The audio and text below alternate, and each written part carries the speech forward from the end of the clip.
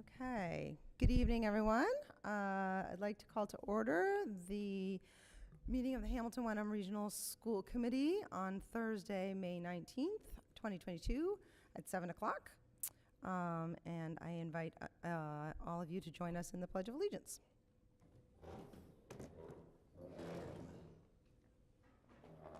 Pledge allegiance to the flag of the United States of America, to the republic for which it stands, one nation, under God, indivisible, with liberty and justice for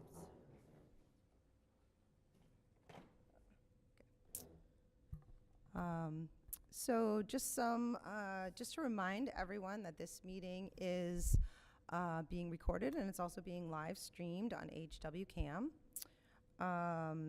As always, we will start off with citizens' comments. We do have a Zoom link, and if there are members who, and if there are citizens who are on Zoom, we will take comments both from here in the room as well as from Zoom. And then after the public comments are over, we will close that Zoom link, but people can continue to watch on HWCam YouTube channel if they choose to. We also just, for informational purposes, we do have one school committee member who is participating remotely. That's Jen Carr. She's participating right there. We can all see her. And if she needs to speak, you will be able to hear her on the microphone. Okay. If you are a citizen and you'd like to make a comment, I invite you to well, before you start speaking, I'd like to ask you to state your full name and spell your name for us so that we get it correct for the minutes. Let us know your address. And then I invite you to speak for 3 minutes, or up to 3 minutes. You don't need to take the whole 3 minutes if you don't need it. And please know that citizens' comments are not meant to be a dialogue. It's not a conversation, but it is our opportunity to hear you and to listen to what you have to say. And please know that we are listening, and it is important. So let's start with people in the room. If there's anyone in the room that would like to offer a public comment at this time, I invite you to step up to the podium.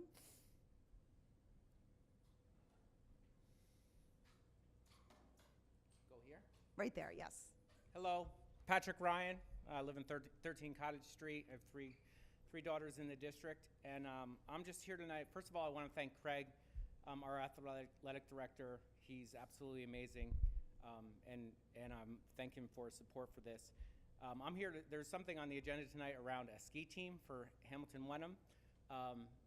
History has been here before. We've been here before, and we have a really great opportunity to offer this team potentially next year.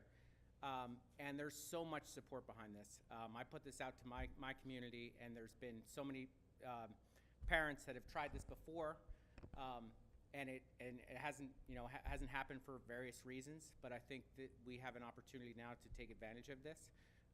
My daughter's ski race. It's an absolutely great sport, and this community is behind it. The community house has a great program here that gets everyone out to ski. We have the ski skating board that raised a lot of money for the Friends of the Cutler.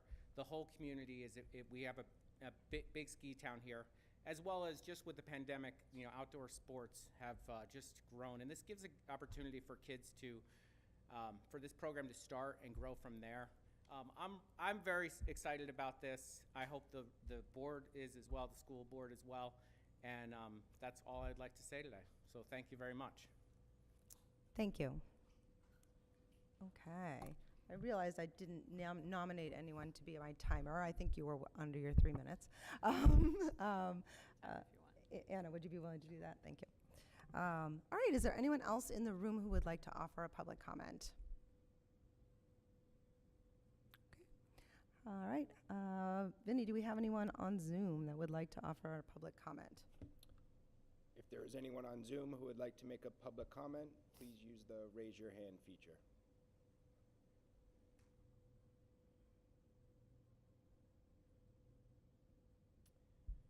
And it does not look like anyone would like to comment now. Okay. All right. And if you could just let them know that we'll be closing that link and they can continue to watch on HWCam if they'd like to. Looks like we do have some people on Zoom, so good to let them know. we're going to close the Zoom link now. If you'd like to continue to watch, you can go on the YouTube link. Okay. Right. Next up, as we do at every meeting, we do a review of some of our school committee protocols. It helps us to keep them front of mind at all meetings. This evening, Julia has agreed to read part of our protocols. As elected members of the Hamilton-Wenham Regional School Committee, we, including the superintendent, accept the high honor and trust that has been placed in us to ensure that the students of the district receive the best education possible.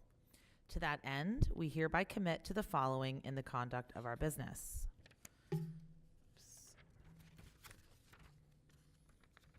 Number 11, a school committee meeting is a business meeting that is held in public, not a public meeting. The committee will make every effort to ensure meetings are effective and efficient. Thank you. I appreciate it. All right, we are going to wait. We don't have Chris here. So next up, we're going to move to the consent agenda. Does anyone have any items on the consent agenda that you would like to have held? Jen, do you have anything? Okay. All right. Amy, it looks like we're ready for a motion. Okay, I move that the Hamilton-Wenham Regional School Committee accept the consent agenda as written in tonight's agenda. Second. Second by Anna Seizik. All right, all those in favor? Oh, I believe because we have a remote member, we need to actually have a roll call. Oh. All right, on each vote. Okay, David? I think you have to need speak to it. speak into the microphone so they can hear you. Aye. All right, Dana Alera, yes. Anna? Yes. Yes. Yes. Jen? Yes. Okay, and it is unanimous of the 6 members present, and the consent agenda passes. Okay. All right. So first item on the agenda is the advertising fields for youth sports. I don't know, Vinny, do we have any comment on this before, or do we want to start with a motion? I think you start with the motion. Okay. Amy, I'm willing to help you out. I don't know if you're prepared to offer a motion or some other member of can help you out if you need that. I'll take some help. So I think this one is a little bit tricky because just in the wording of the motion. But I think if we look at the memo from Eric Tracy, does anyone want to take a stab at it? We can. I'll try. All right, let's give Anna a shot at it. Go ahead. I Anna. reserve the right to give it a second try if I mess up. Yes. I move that the Hamilton-Wenham Regional School Committee approve the placement of sponsorship banners on the school fields to help support Hamilton-Wenham Little League for a period from April 2022 through October 31st, 2022. Second. Second? All right. Second by Amy Kuhnberger. Okay. Friendly amendment. Yes? I would like to replace April 2022, since it is now past that, to say from May 2022. Okay. So Anna's offered a friendly amendment, meaning that she's amending her own motion, and if people are in agreement, we can go ahead and. April was a while ago. Since April already passed, is her point. Month that, it is. Yes. is there any concern about that? Anyone? Okay. I wouldn't mind hearing from Craig a little bit if he doesn't mind. So what I thought we would do, and we do have, not only do we have Craig here, but we also have Kevin Markowski, who is here from Little League.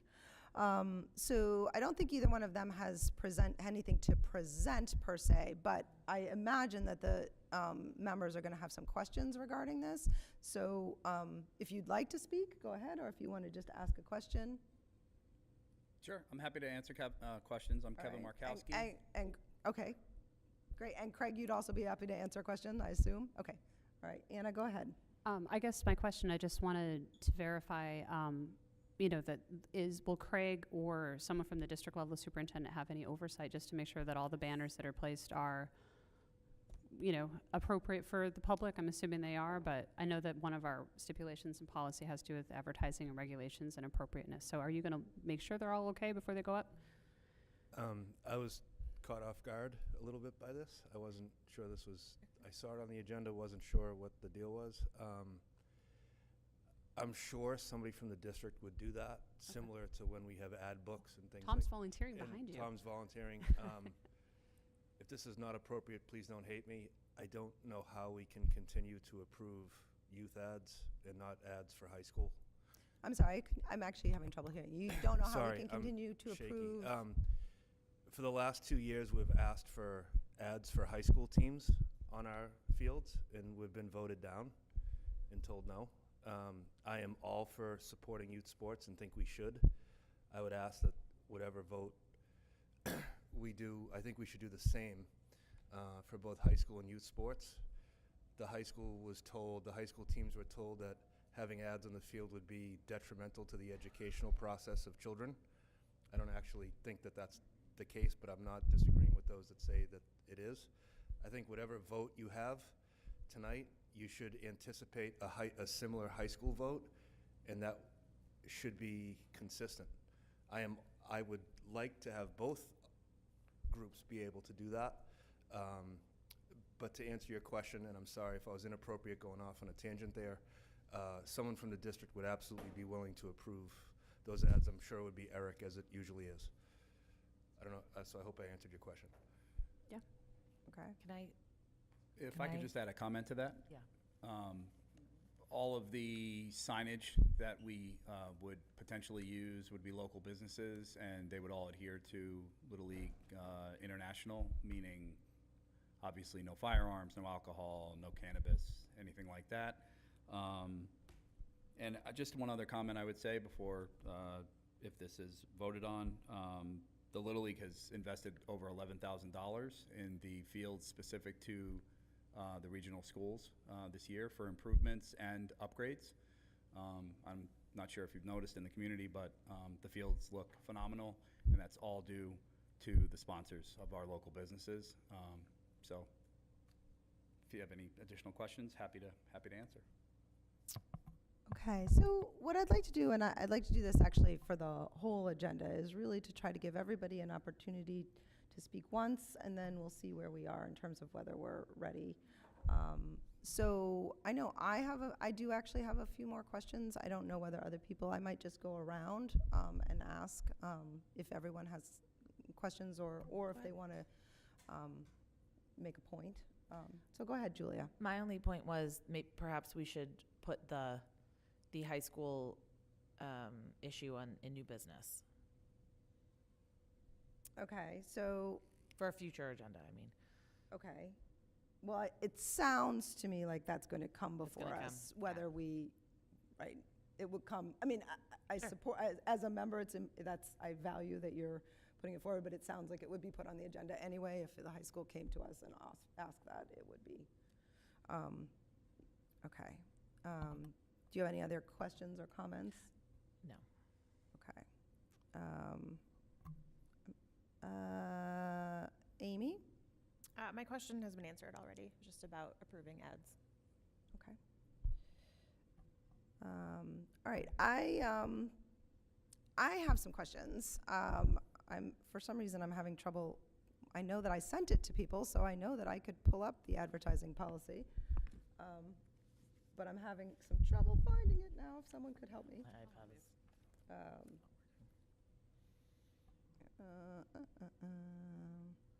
We have an actual policy regarding advertising, and it's important to always look at our policy.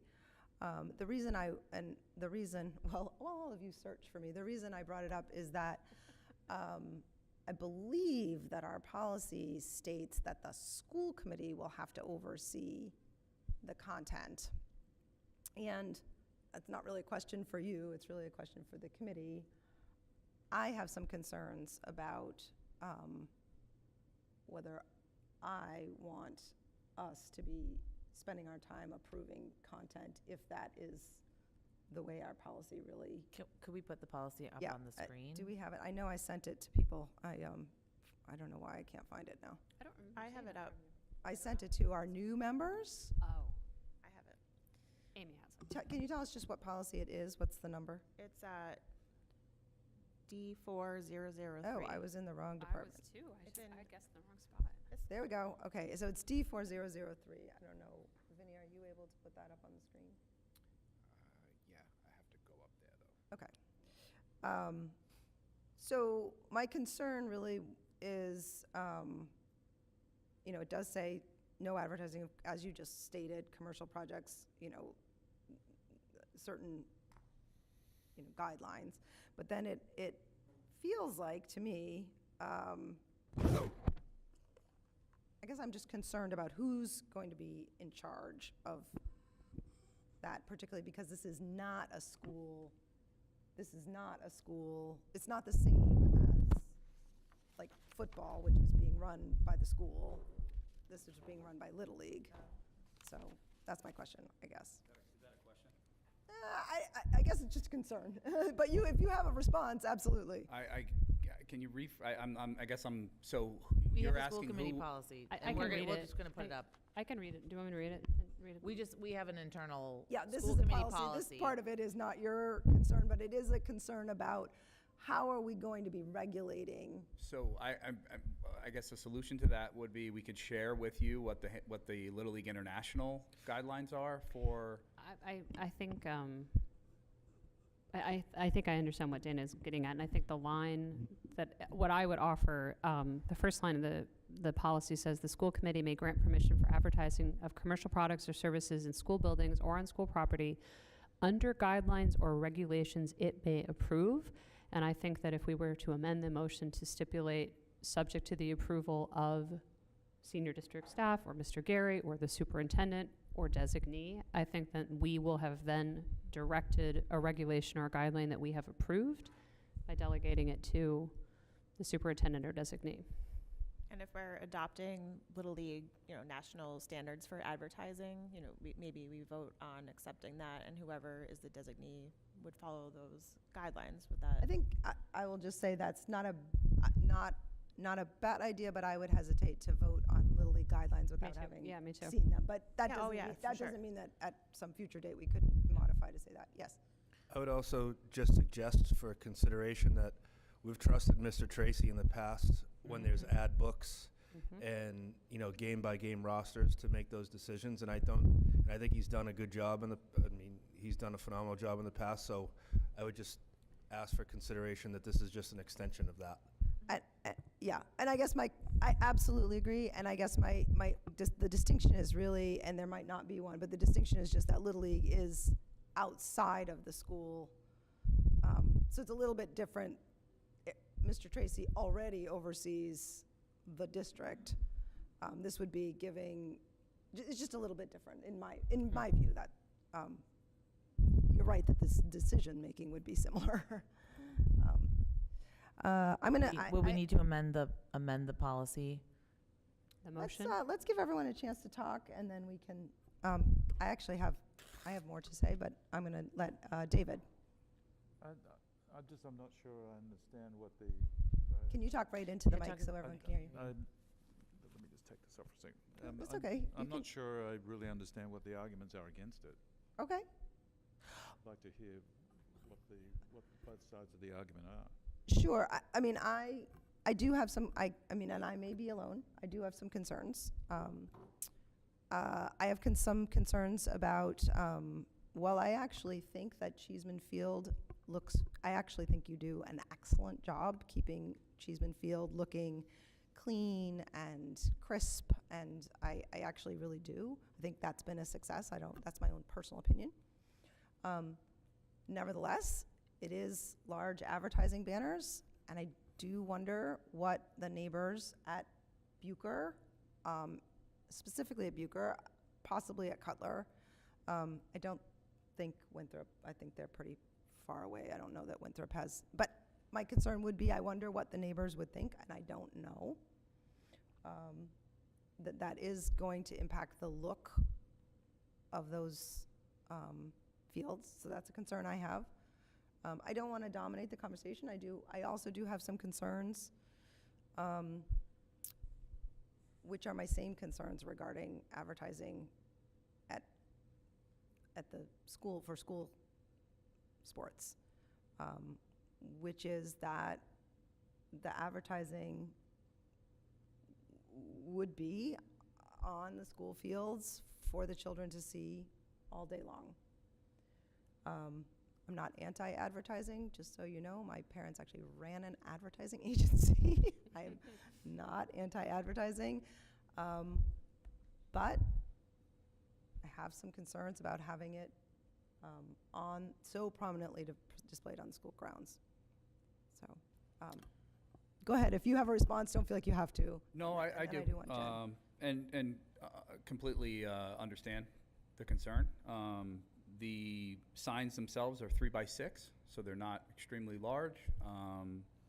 And there will be approximately 5 at each field, so it's not like we are trying to overtake a massive amount of space.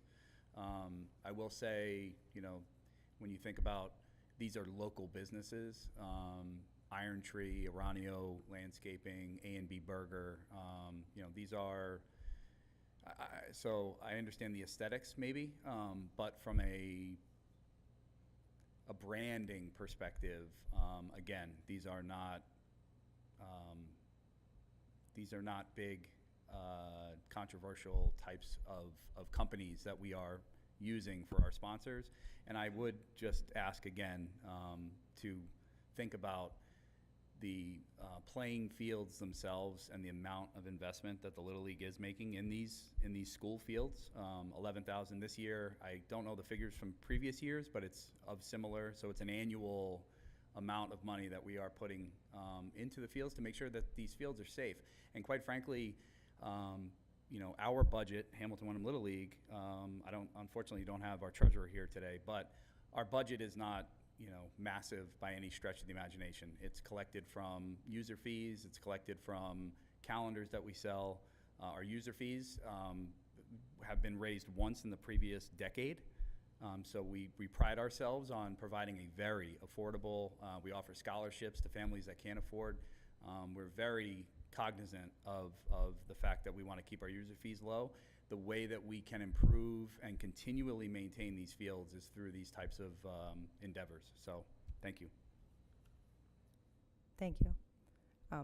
And I will say, I think those of you who've gone and investigated, the Cheeseman, I concur with your statement that they are, the content of the advertising is appropriate. And I'm sorry, just to Yep. clarify, the 11,000 that I mentioned has nothing to do with Cheeseman. This is only specific to Bucher, Cutler, Winthrop, and The middle school, right?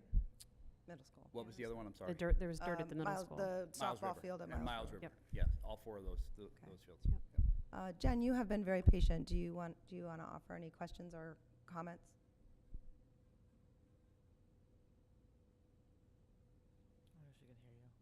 Jen? Mhm. Oh, do you have any comments? No. Okay. All right. Vinny, do you have anything else to add from the administration? Okay.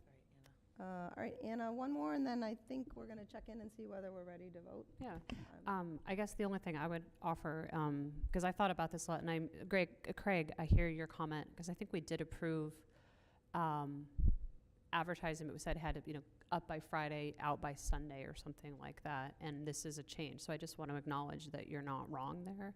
I guess the way I'm thinking about it, and it's interesting you brought up the neighbors, because I had the total opposite feeling, which is it kind of makes the fields look more like a ball field, and other neighbors might be like, wow, like the ball field looks great.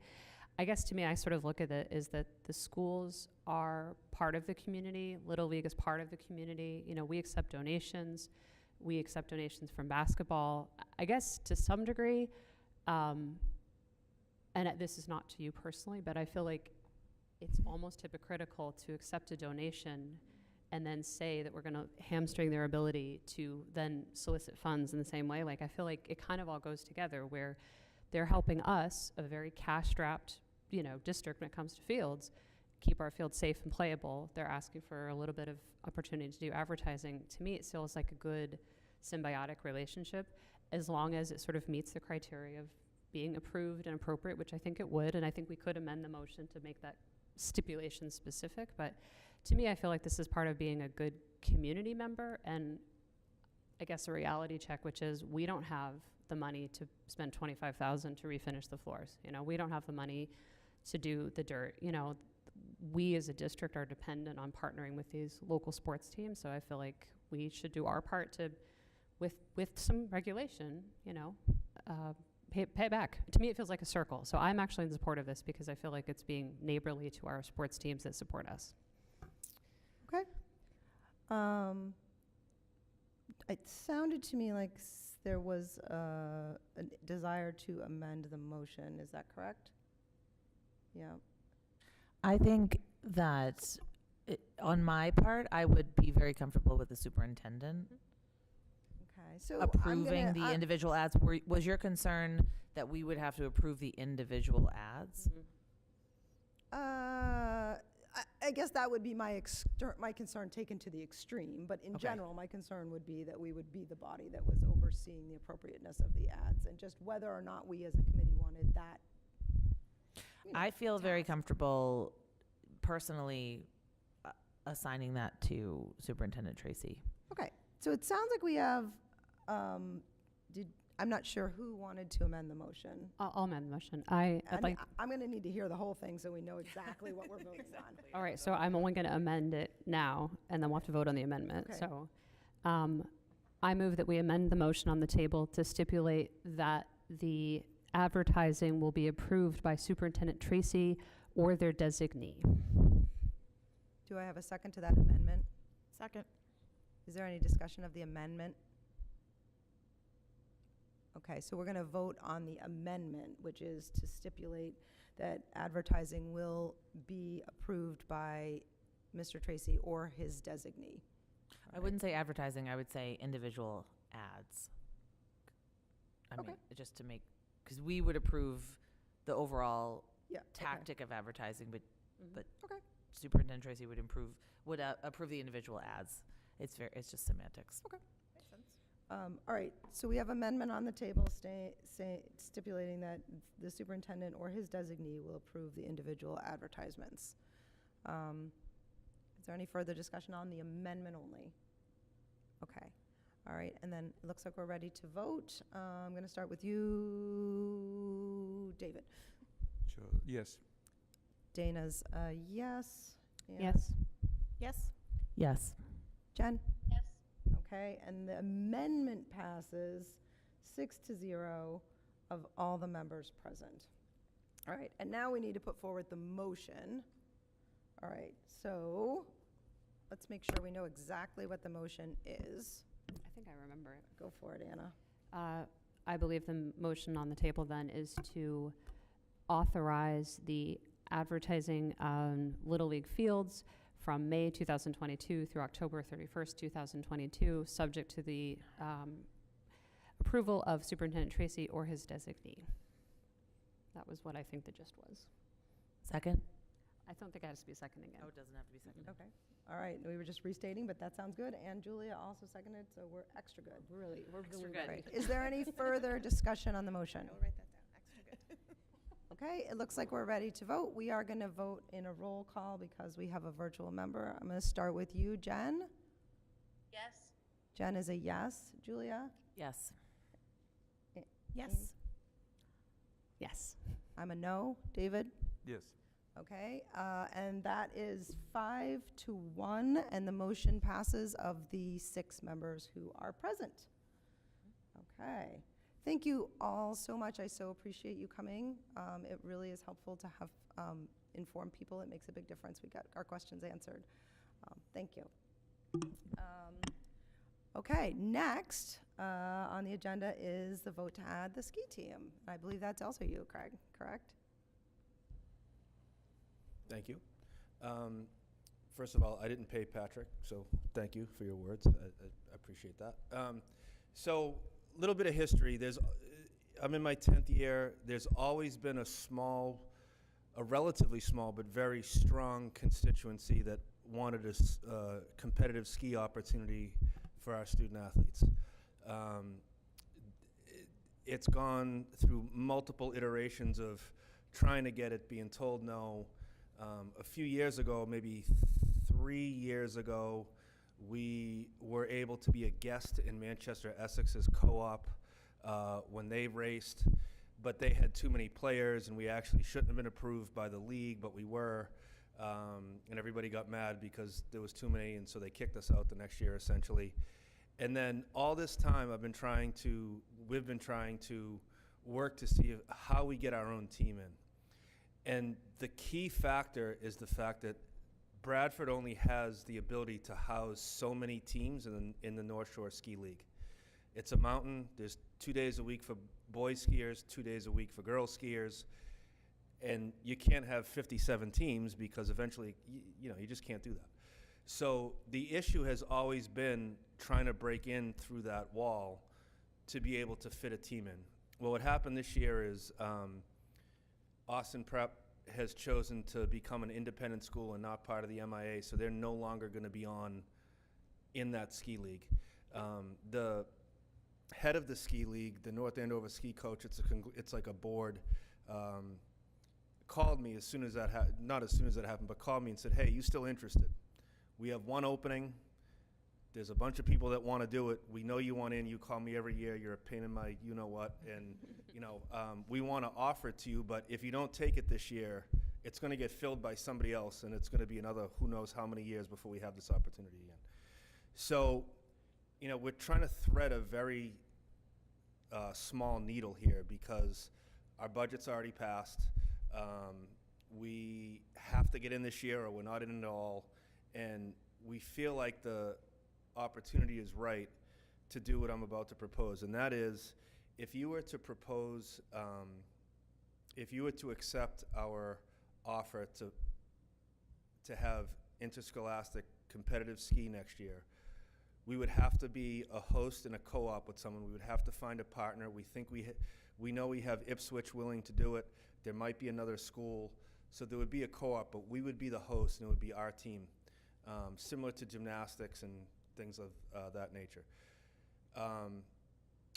For this upcoming year, the users would pay 100% of the cost. Our budget is passed. We're not going to go back and ask you for more money. We've had a couple Zoom meetings, and we've said that this year we understand that we would have to get this done on our own. Going forward, it would be part of the budget, and part of whether it's 35% or it goes up. Or whatever that number is that the district contributes, ski would be the same as everything. We would have a district-paid coach. We would operate it just like every other team. It's both boys and girls, so there's no Title IX issues. And we feel like if we don't do it this year, we may not get this opportunity again. And it's something that people have wanted for a long time. So what I guess I'm asking you is to approve the addition of competitive ski for boys and girls in the alpine racing. Nordic is only in Western Mass, but it would be alpine racing for boys and girls for this year with the understanding that we would fund it ourselves, and then going forward it would become completely part of the athletic budget. Okay, thank you. So what I'd like to do is if we could first have just questions. So if anyone has a clarifying question, and then we'll have an opportunity for discussion. But if only, just let me know if you have a clarifying question. David? Yeah, it'd be a question of Vinny, really. What would be, I understand there's no budget impact for the first year, but what would be the budget impact of that in subsequent years? Yeah, so what would be the budget impact in the fall, not this year, but in year 2? What would be the budget impact? So the costs are a coach, there's a ski ticket for every racer for every day, and luckily, because everything takes place essentially at Bradford, if you go to States, it's one other mountain. Bradford would become our home site, and families would know that they're responsible for transportation, getting their student athlete to and from the mountain. So there's no bus costs. There is a very nominal league entry fee. So part of the cost that you are discussing depends on how many actual racers we have, because the ski lift ticket, I think it's like $20 per day or $25 per day per skier or something. A coach would be about it would be about $20,000 sport. Is that right? No, I lied. About a $14,000 sport. So, you know, you divide whatever percentage 2 years from now the district would contribute, whether it's still 35 or 35 plus 10 for the 45, whatever the district's contribution is, would be about a $15,000 total cost. Can you offer us what's a comparable cost sport? Is there an idea of a sport that feels comparable? Like, is this more similar to hockey, or is it more similar to No. baseball? No, it's a sport that it's probably most similar, and this is off the top of my head, please don't hate Agreed. me if I'm 100% wrong. I would think it's most similar to gymnastics, where there's not a ton of student athletes, but like gymnastics has to rent iron rail, right? There is a lift ticket. It's probably a little bit cheaper because there's no buses involved. But I would say about gymnastics would be a comp sport. Other questions? Julia? My question is just how many students would participate? Yeah, so we've had meetings with everybody from, I think, 5th grade up, because part of this What are is... the age groups also? So this would be a high school sport. High school. They do not, the league does not approve middle school co-ops, not co-ops. The league does not approve middle school waivers. We would be a co-op. For this year, rising high school students, we think there's about 10 in total, but this is one of those things where we've never had it before. So these are families that are either already in the high school, maybe they already joined a sport, maybe they're already like, you know what, like my kid's gonna be a senior next year, we're happy going to Sunday River as a family, we're not gonna do it. There's a lot of groundswell, I guess you would say, from the 5th, 6th, 7th graders that would eventually be in our program. And then once we have it, it kind of catches on, and then people, so for this year about 10, but we think it could, you know, and then maybe another 6 or, I'm hoping another 6 or so from Ipswich, maybe 8. But what we're hoping is that it grows to about 20 kids annually in our school district that are in the high school. That's our hope. Thanks. Okay, Anna? Thanks. I have a few questions. So I only know this having been on policy committee. The provision about the busing, don't we normally have to provide busing when we send kids off to practice, or do we normally? I don't have the J section in front of me, and we've revised it, but when you say we're not obligated to provide busing, is that Right. consistent with our other sports practices? Yes, similar to hockey going to the Pingree School, similar to gymnastics going to Iron Rail. Anything that's considered our home venue, we get an insurance rider for that venue. It's our listed home venue. It's a consistent venue that kids go to and from on a daily basis.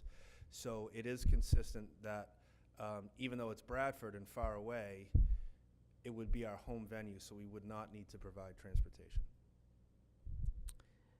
Okay. So that leads me to my other question. I'm actually happy you talked about insurance. That was my next question is there any impact on our overall liability policy, because skiing is to some degree a little bit more dangerous sport? I mean, risk of injury, transit, does it have any actual insurance uptick for us on our policy that we're adding sort of a high risk activity? So I would maybe defer to Vinny when I'm done, but I don't think it does. And the reason why I don't think it does is to get the actual insurance for X amount of dollars, whether it's $1 million or $2 million, whatever it is, I think it's less than $10. Like to get the actual insurance rider. When we added hockey 4 or 5 years ago, there was no significant impact whatsoever, and I would think this would be similar. Similar. Correct. So there would be a small impact, but it would be Very minor. Okay. Incredibly minor. Jen, did you have anything to add? Questions? Yes? Okay, Jen has something question. Go ahead. My question was about equipment costs. Are students going to be required to buy all of their own equipment, skis, boots, bindings, poles, or are we going to supplement that somehow? The equipment would be purchased and paid for by the individual family, similar to hockey, that buys skates and helmets and shoulder pads. It's very individual, and it's very, it's part of their racing personas. So it would be an individual family's obligation to buy that stuff, similar to hockey. Would it be possible then to consider if a student doesn't have equipment and they can't afford to shell out $2,000 for a full set of equipment, that they could apply for a scholarship to do so? I just don't want students being basically unable to do this sport because the equipment costs are so high. It could be considered, absolutely. Certainly the user fee could be considered for scholarship as all other sports. I think you'd have to be careful to acknowledge the fact that if you do that for one sport, you have to do it for all. And I don't think we want to be in the business of paying for $800 hockey skates. Maybe we do. I'm not saying we don't, but I think, I don't think what you do for, we can only do things for ski. We'd have to do it for everybody. So I just want to make sure I understood. So what I'm understanding is that we do already in all the other sports offer a scholarship for the user fee. Correct. But we don't offer, in other words, you're not buying basketball sneakers for people or baseball gloves or That's correct. hockey skates, Or like catcher's equipment for Okay. baseball and softball. That's correct. just to be clear. Okay. Yeah, but basketball sneakers aren't in the $2,000 to $3,000 range. Skis can easily get up that high. But hockey skates. No, correct. No, I was just clarifying, just for understanding, yes. Did you have another question, Jen? What? Did you have another question? No, that was it. Okay. I think everyone's had the opportunity to ask a question, is that right? Amy, do you have one? No. Okay, is there discussion? People want to offer discussion on this? I assume, David. I assume for year 2, the committee would vote separately to fund it. It's like a freebie for the year 1. But That's a great question, actually. So David's question is, would we need to vote again at year 2? Or is the question tonight to approve year 1, which doesn't have a financial impact on the district? But it sounded to me like you are asking for us to approve year 1 and year 2 and In perpetuity. forward. Yes. Yeah. Yes, yeah, I am. which puts it outside the context of all the other competing budget items. And if you're running a I- tight budget, I think it's, I think, and this is an important point, I'm glad you brought it up. I think the question is that it would become in year 2 just like any other sport, where it would be part of the budget discussion. Part of the athletic budget in year 2. Right, it would be part of the discussion. Because it would be an existing sport where we would be making it, if we were to vote for this, we would be making it an existing sport. But, correct, there's no budget impact for the FY '23. yeah, I thought we approved budgets year by year, not multi-year commitments. Correct. But, for example, like, let's say track right now is an approved sport, but we don't actually know what the cost will be in FY '24. There might be a discussion in FY '24, but we would still have agreed that we're having track. We would just have a discussion about how do we fund that. That makes sense. That's a great question. I'm glad you asked that. Yeah, no, I was just going to say, I mean, to me, this is just, it's just more of are we wanting to add this as a program on an ongoing basis? I mean, I think that's a really important distinction. It doesn't mean that in next year's budget, and this is true of every budget cycle, we don't line item, yes, track, no basketball, yes, gymnastics, no field hockey. Like, we don't have that level of oversight. I suppose Mr. Genualdo could put forth a budget says, we only have one person doing this sport, maybe we're not going to have it anymore. I could see a sport withering away, but I think at the school committee level, it's all part of the package. So I think, to me, I see this as a question of, like, do we want to offer ski as a new sport? And I think your point about the timing, is very, very appropriate, because it's sort of like we've been on a wait list and our number just got called. And if you say no off that wait list, we're out. Like, we might as well build another mountain and wait 20 years to do it. Like, I think if I'm understanding you correctly, we've been waiting for a long time, and this is our spot, and if we don't take it, someone else will, and then we won't have that opportunity. So I want to make sure I'm understanding the timing correctly. You're exactly correct. Okay. Exactly. Yeah, so to me, this is a philosophical question of, do we want to add skiing as a sport on an ongoing basis until perhaps it does wither away, which right now, according to you and Mr. Ryan and other people, we know that, skiing is something a lot of kids do.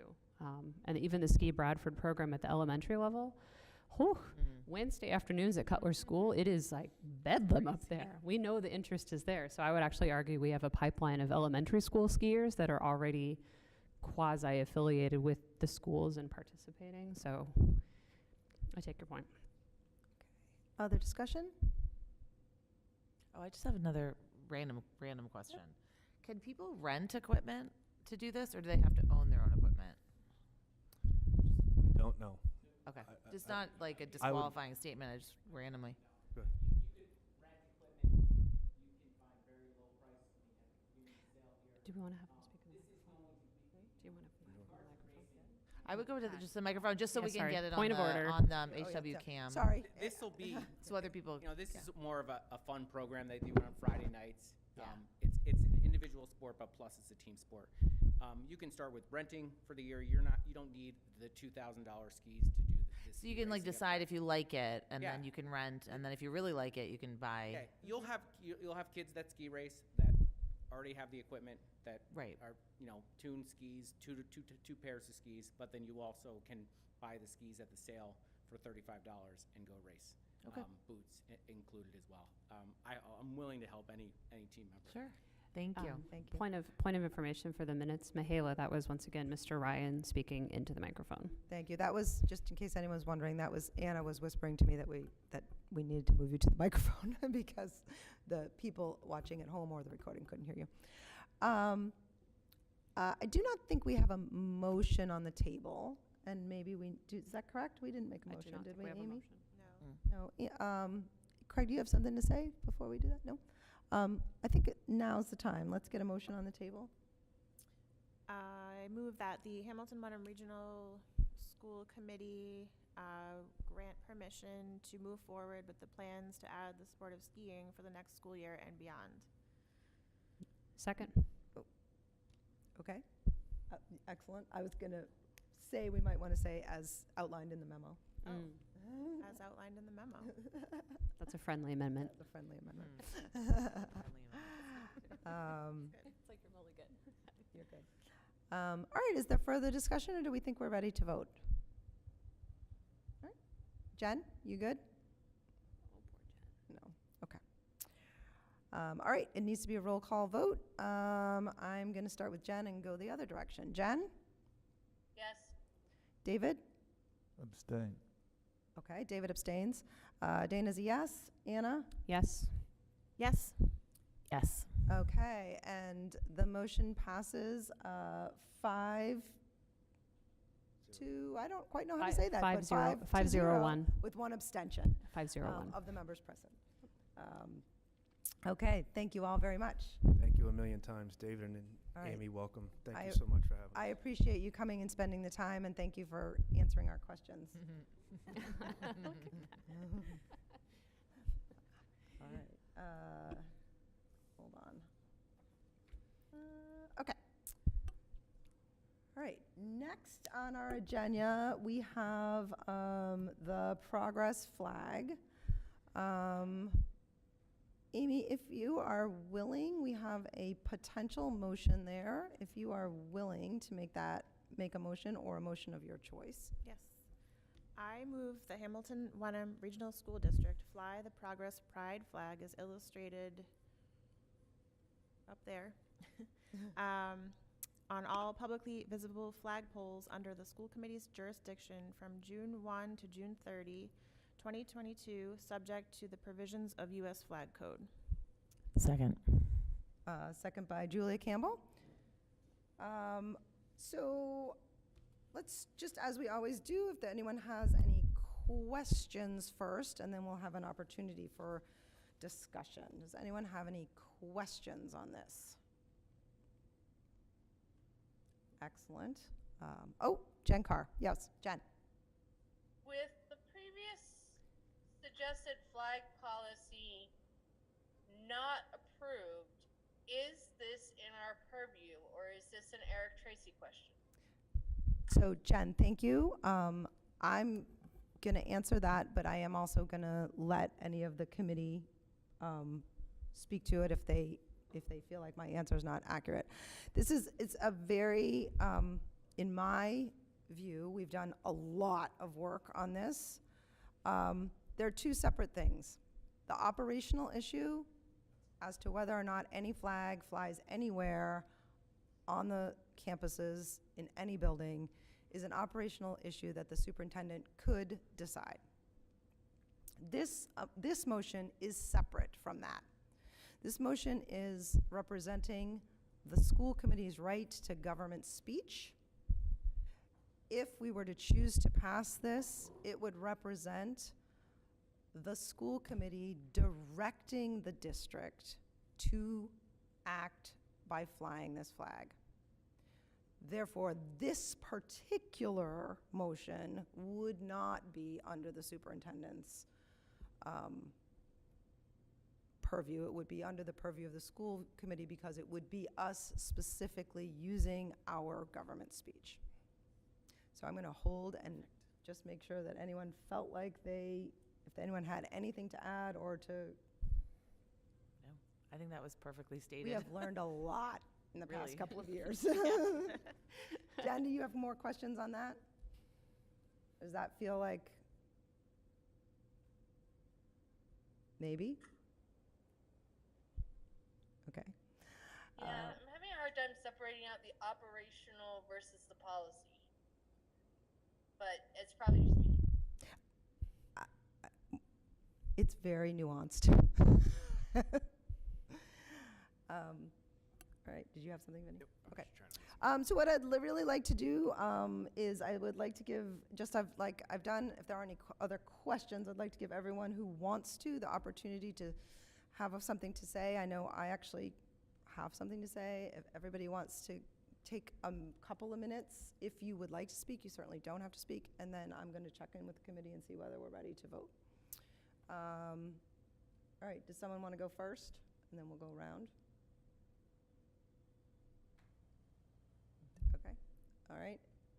I got something to say. All right, Anna. So I fully support this motion under the principle of government speech. I think it's consistent with sort of current and to some degree longstanding practice in terms of municipalities and schools and the state and federal government celebrating Pride Month. I think that sort of part of it to me feels very settled. The reason I think it's so important is that, there have been a lot of attacks on trans students and sort of the entire LGBTQ community. We've had incidents of homophobic acts and speech and incidents in our community, and it's a trend growing across the country. So I feel like part of the purpose of schools, and this is sort of made explicit through the DESE Safe Spaces for LGBTQ Youth, is that schools have to be a safe space. And this is an explicit statement by the governing body of the school district that our schools are welcoming, they are inclusive, they are safe spaces for our students, and we recognize them and support them without any hesitation. So to me, this is all about affirming the safety of our students and their right to be exactly who they are, and that we welcome them with open arms. So I have no reservations, and I support the flying of the flag for the month of June. Okay. Okay, so I wrote something down. Can I add something? Yep. I echo everything Anna has said, but I would say this is also about affirming students' families as well. So whether or not a student identifies as non-binary, queer, LGBTQIA, they are potentially from a family that has, two same-sex parents, potentially, not everyone is from the heteronormative mom, dad kind of family. So I would say that flying this flag affirms all kinds of families, affirms all kind of family groups, affirms all kinds of relationships, and it's been proven that people that are seen are less likely to commit acts of self-harm, to commit acts of bullying, to commit suicide, to be prone to violence. So people that are seen are much more likely to feel like they belong. And I think if we're committed to be a district that has belonging in one of our goals, that it's very important that we affirm that there are different identities, different family groups. And I would just say I'm completely in support of this motion. Thank you. All right, if there, I do have something. Does anybody else want to speak? Okay. It's not going to be easy. Okay, the question before us tonight is specific and clear. We are voting today on whether to use this committee's right to government speech to direct the district to fly the progress flag. There are already pride and progress flags hanging in our district right now, and this is a good thing. There are displays right now that have been unveiled to celebrate the diversity of our students and to work towards a community of belonging. And there is much work to be done. These displays belong in our schools, and I am glad they are here. And I will continue to support our leadership as they encourage these flags and displays that support our LGBTQ students and build a community of allies. I've learned a lot over the past 2 years on the law in this matter. I'm grateful for the work that this whole committee has done so that I could have a good understanding of government speech. It's clear that this is something that this committee could choose to do. At this moment in time, I am not inclined to choose to do that. I'm not inclined to support any motion that directs the administration to fly any specific flag. In my opinion, we as the school committee can speak more powerfully by continuing to encourage the leadership to display these important symbols at an operational level, to nurture the bubbling up rather than coming at it from a top-down approach. This is not an easy vote. I see the other side, and I struggled with this, but I don't support exercising our right in this way at this time. Okay, other people?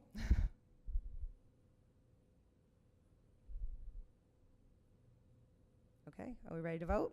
Jen, you ready to vote? Okay. All right, let's start with Anna. I vote yes. I'm a no.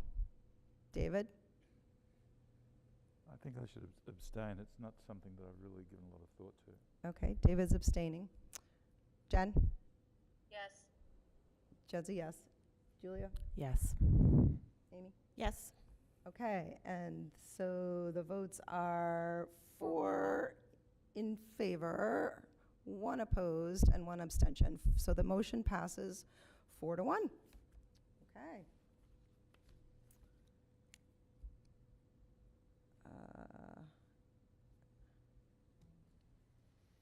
Okay. I believe, Vinny, I believe I spoke with Eric. I believe he's got all the information that he needs in order to make this happen, correct? Yes. Yeah, okay. We have the flags. Mm-hmm. Okay, great. Okay. Next up, we have the COVID-19 mitigation update. I believe that Tom, are you going to be speaking? Yes. Okay, great.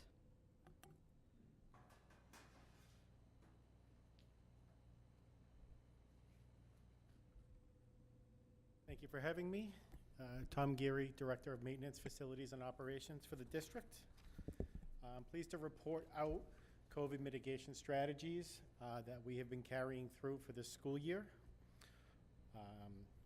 While we are in a unique place in the pandemic, and the mask policy was lifted in late February, early March. March 3rd.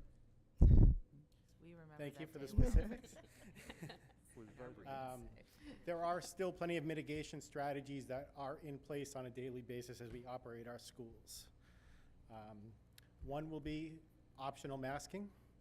So we still have adequate supply of masks available to all students and staff. Everything from pediatric size surgical masks to regular size surgical masks to N95s purchased for staff, KN95s available to all. We have plenty of supply to last us, not only for this school year, but into next school year through an agreement with Mass Emergency Management Agency, or MEMA. The National Guard delivered us an adequate supply back in November. So we do have that in our stockpile. In addition to the optional masks, and I'm sorry, I went too fast. Not only is masking or face coverings optional in our district, each school held an assembly with the students to ensure that students that choose to mask are not ridiculed for such. And I think that was an important step for the district to take. Hand sanitizer is readily still available, and it will be long after the pandemic is behind us. Sanitizing and disinfection wipes are available. I should state, a very important mitigation strategy that is still in place through the end of the school year, free of charge to the district, that's provided through the state, is the pooled testing program. Last week, the approximate count was just under 800 participants in that program. And please be advised, as you see numbers dipping for pooled testing, any student or staff that has tested positive for COVID-19 within the last 90 days is not allowed to partake in the pooled testing, as it skews the results. In addition to the pooled testing, we have the at-home testing program. Again, free of charge through the end of the year by the Commonwealth. Last week, 1,154 kits were distributed in our school district. So if you combine the pooled testing along with the at-home rapid antigen testing, students and staff have the ability to test twice a week at no charge for COVID-19. That is a very strong mitigation strategy. Proud of our health services team that stood that up and that continued work on this. In addition to what I've stated above, the ventilation still remains a priority for the district. We're still using MERV 13 filters, which is upgraded from MERV 8 that were in place. That was a recommendation back in the fall of 2020's return by ASHRAE, which is a peer group for ventilation, and they issued quite a substantial document to reopen schools in 2020. In addition to those upgraded filters, we also have backup air purifiers. So if we were to have mechanical failure in any of our spaces, we're able to quickly deploy a unit just at a moment's notice. All of our classrooms have operable windows. Even in the dead of winter, on the really cold days, the windows were open. It hasn't been favorable for our utility bills. However, that is a mitigation strategy, and we encourage people to open the windows. So that's where we're at. We're proud to continue these mitigation strategies so that students and families feel, and our staff feel safe coming into the building. The superintendent, along with the leadership team, are willing to address any concerns anybody has if they feel unsafe. So just wanted to end with that, and I'm happy to answer any specific questions that you may Great. have. Thank you. All right, just like we've done with everything tonight, I want to make sure everyone has an opportunity to ask questions. So who has a question? I'll just she just turned off her video. I think she's still there. Okay, yep. David, did you have a question? Yeah, I've got a couple. Tom, Can you talk right into the mic so he yeah, can? Tom, can you talk a little bit about some of the other mitigation methods or approaches that you've been investigating? Sure. The list is really long since the beginning, since March of 2020. Right. One piece is, and I investigated in 2020, probably around the November, December range, was wastewater sampling. At that time, we decided not to move forward with the vendor because pool testing was being stood up, and we found that to be the most effective approach for surveillance testing because we were able to, there was a clear process and where we were going to narrow that down with the pool testing and then test individually. picked it back up, as a referral from you, David. So I did reach out to BioBot, who is a leader in this type of testing. What I did find out that for each location that we would be sampling, it would be $1,000 for a twice-a-week sample per location. In addition to that, we would also need to contract out with the person to be able to pull the samples from the tank. That I do not have the numbers on, but as it stands right now, we could look at about $1,000 per week to do wastewater sampling. That's not counting the labor.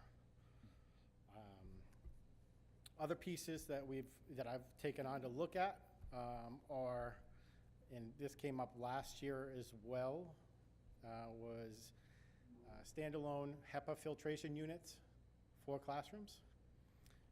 Also, indoor air quality sensors, similar to what Boston Public installed in their classrooms. So at about $400, give or take, per classroom. We have roughly... Was that for the HEPA filters? This is for the HEPA filters.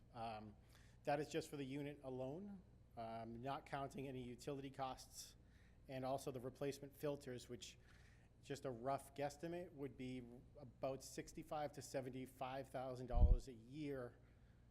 That's a continual charge for the replacement filters, plus the labor. The indoor air quality sensors, similar to what Boston Public has done, and they've done a remarkable job of standing up a public dashboard so people can hone in right on individual classrooms and see what the current CO2 levels are, the current CO, which is carbon monoxide, volatile organic compounds. It was a pretty substantial investment by the Boston Public Schools. That led me down the path of looking at the future of our ventilation systems as we're getting into a new elementary school project, and a possibility of performance contracting for energy efficiency, which I presented to the Capital Finance Subcommittee. And being able to utilize that, not just so we have a clear picture of what the current air quality measurements are in the room, but to actually make it do something to rectify it. So, for example, if CO2 was detected at a high rate, be able to open up outside dampers more and turn up fan speed. So that would be an engineered solution that we would have to do. So that would take some financial investment, but it will be on the top of my mind as we're looking at a new elementary school and any other improvements to our schools. So those are the things in my spare time that I've taken on and opened the book back up on. Excellent. Do you and the superintendent intend to propose these to the committee, or is it just in an exploration phase at this point? Right now, it's in an exploration phase. I will state that we're really getting into the exploration of the new elementary school, right? So as we get into design development for that, I think we will push as a leadership team to include those, because we're talking about multiple million-dollar capital investments that would be needed to implement this type of solution. So I would say right now, it is exploratory. So Other questions? Go ahead.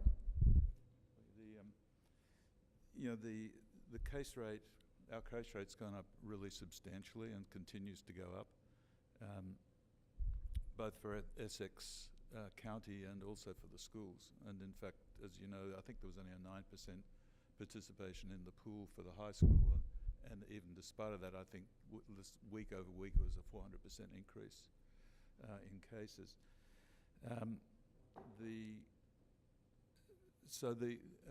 The other thing I just found out in a comparison, that our rate of infection in our schools compared to Boston Public Schools, which is of course a much bigger population, but nevertheless it's a per capita kind of rate, is 3 times worse than Boston Public Schools is. Just for clarification, is that for Hamilton Wenham? Yeah, for comparing Hamilton Wenham to Boston Public Schools, they have a third of the case rate per capita that we do. And that's from published numbers. So with that in mind, when I look at DESI's policy in this, which says the following, when the case rate is, I guess their wording is, when the case rate is going up at a fair clip, which I think it's fair to say ours is, they say work with DESI, local boards of health, and DPH epidemiologists to review and assess the most recent testing results, discuss strategies to control the spread, and determine additional measures to be taken, including administering enhanced testing. So I'm just wondering, to what degree have we done what DESI says we should do under those circumstances? Sure. So each week, our school health team, school nurses, do report our cases to the Department of Elementary and Secondary Education. And I'm not sure of the particulars, if there's been a threshold that requires reaction. I guess it says, if a school has concerns over a rapid increase in cases within a classroom, grade, and/or a school district, the schools must notify their local boards of health and must call the DESI Rapid Response Help Centre at the telephone number and so forth. And I guess, because my interpretation of the numbers is that we are in that situation. And I just wonder whether we're in fact cognizant of this recommendation of theirs.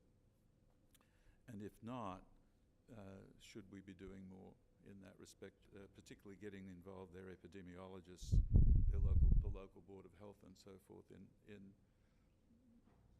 brainstorming together with you on these other mitigations. I might just ask a clarifying question on that. Tom, just to jump in, that because my understanding is for the whole time that this has been going on, that our lead nurse communicates with DESI. Every week, right? Right. Every Wednesday. I'm just clarifying, right? That so like they're Every having a Wednesday. communication with the Department of Education. I certainly don't presume to know what DESI would or wouldn't say, but DESI is aware of our current rates. I'm just clarifying. Yes, and one thing I can add too is, I'm not sure what document is, if you could remind me. This is it's under Department of Elementary, Secondary and Education Department of Frequently Asked Questions compilation document, August 2021 through December 6, 2021, updated February 28, 2022. February of this year? Yeah. Okay. And so this is not saying you need to report it. I think that's a given.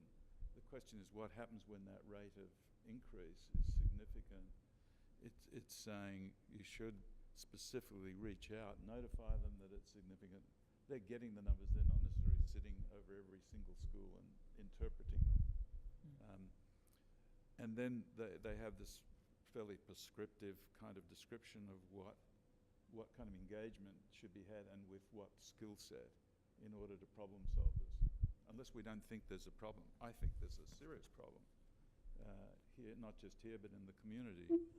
And we're part of the problem. Okay. We're not the whole problem, clearly, but the problem goes back and forth between us and the community just because. Okay. So I want to stick with questions for the moment. Does anybody else have questions? No, not a question. Jen, do you have a question? Okay. So I want to give you, David, an opportunity. It feels like you have something.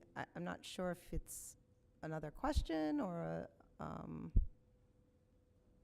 something that you want to ask the committee. I'm not really sure where you are going with that. I guess, I mean, I know talking to the superintendent that we're very conscious of using the language of DESI when we talk about masking, although they don't talk about mask optional, they talk about mask, they just say mask. Academy of Can I ask you to speak into the mic? I can actually, sorry. I can hear you, but the people at home The can't. Academy of Pediatrics currently says face masks are strongly encouraged. The CDC now, with the change of last week, says wear a well-fitted mask indoors in public. The local Board of Health of Hamilton says that they published their policy back in August of last year, and they have not changed it, and it is a recommendation to mask. I think, I would like to see our language align with those three institutions, and to at least recommend masking. There's a couple of school districts have just gone back to mask mandates. I don't think there's an appetite for that, unfortunately, but at the very least, I think mask optional, I think, miscommunicates our position, I think. Mask optional suggests we don't care whether you mask or not. I think given all of those authorities, position is that we really recommend that you do. We're not going to force you to, but we recommend that you do. And the other thing, and so I don't know whether we need a resolution Okay, for that. so is there, does anyone have anything to say on that, or do you have a motion? I don't know, I'm looking to. I was just going to say, as a point of order, we've had the briefing from Tom, and I was going to say thank you for all that you've done and all the nurses are doing. And at this point, I'm not quite sure what the object is on the table, so I would say if Mr. Frankel has a motion that he would like us to discuss, it should be made. Otherwise, I'm not quite sure what we're talking about, and I would encourage us to move forward, because right now we're just sort of talking. So if there's a motion, I'd love to hear it, but if not, I would propose that we move on. Yeah, I guess I hadn't thought about this as a motion, but given that we are not, as far as I can tell, engaging, as Desi suggests, in communication and problem solving with the local Board of Health and the DPH epidemiologists and so forth, can we vote on a motion to suggest that that should be our policy, to follow through on what Desi actually recommends? So we you would have to make a vote motion. we would have to vote to amend the current mask policy, right, Well, Dana? that's a separate thing. Yeah, I would like. Because there is a current policy, right? So I'm just trying to follow. Yeah. Yeah, I'm not. The second. Look, why don't I propose a motion to that effect first, Okay, which is to just amend the current policy to one that aligns with, let's say, CDC's current policy, because that may change, in which case our mask policy would simply stay the same as theirs. A point of information, could you restate the motion in simple Yeah. terms? It would be that the Hamilton-Wenham School District policy regarding mitigation of risks of COVID-19 infection be brought into line with the current CDC recommendation guidelines, and that their language be adopted for communications to students, teachers, staff and parents, then kept current from week to week.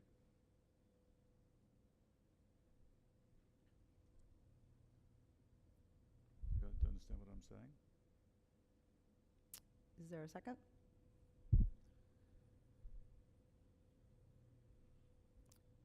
Okay, the motion is not seconded. Okay. Okay. All right, do you have something else? Yeah, that the school district, as Desi recommends, works with Desi, local boards of health, and DPH epidemiologists to review and assess the most recent testing results, discuss strategies to control the spread, and determine additional measures to be taken, including administering enhanced testing. That's just word for word what But Desi I think says. we do that. We do that. I'm not, yeah, We I'm not definitely do that. clear on that motion. Yes, we definitely do. I mean, I talked to the public health nurse at Bucher constantly, and Mary Beth Ting at the middle school. They what you just said, Yeah. they do. So there might need to be something additional that you want them to do, but I think everything you said, the public health nurses do. They talk to Desi, they report the numbers, and they evaluate it. I'm actually wondering if, and this is, I hear that you want to make a I motion. didn't hear that. I'm wondering if it would be an, this is, I don't know if you know, Vinny, I know that you're, but I'm wondering if it would be informational that we would want, the committee might want to ask our nursing staff to clarify what some of their communication procedures, is that? I actually think that we've just heard from Tom, who's verified that the nurses are communicating regularly with DESE and the boards of health. And at this point, I am loath to ask them to do anything further. I agree with Julia. I think we are in compliance with that language and have been.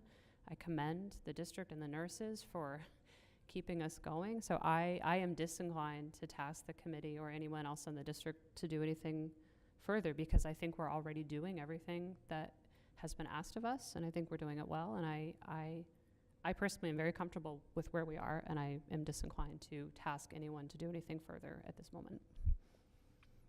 Okay. Yeah, I kind of echo what Anna and Julia are saying. I feel like we have a system in place to sort of sound the alarm, and I appreciate all the work that everyone has done with facilities and the nursing staff. I'm not hearing like from the community that people are concerned. So I just feel like it's not that time. I'd want to hear more from the community and from our public health leaders.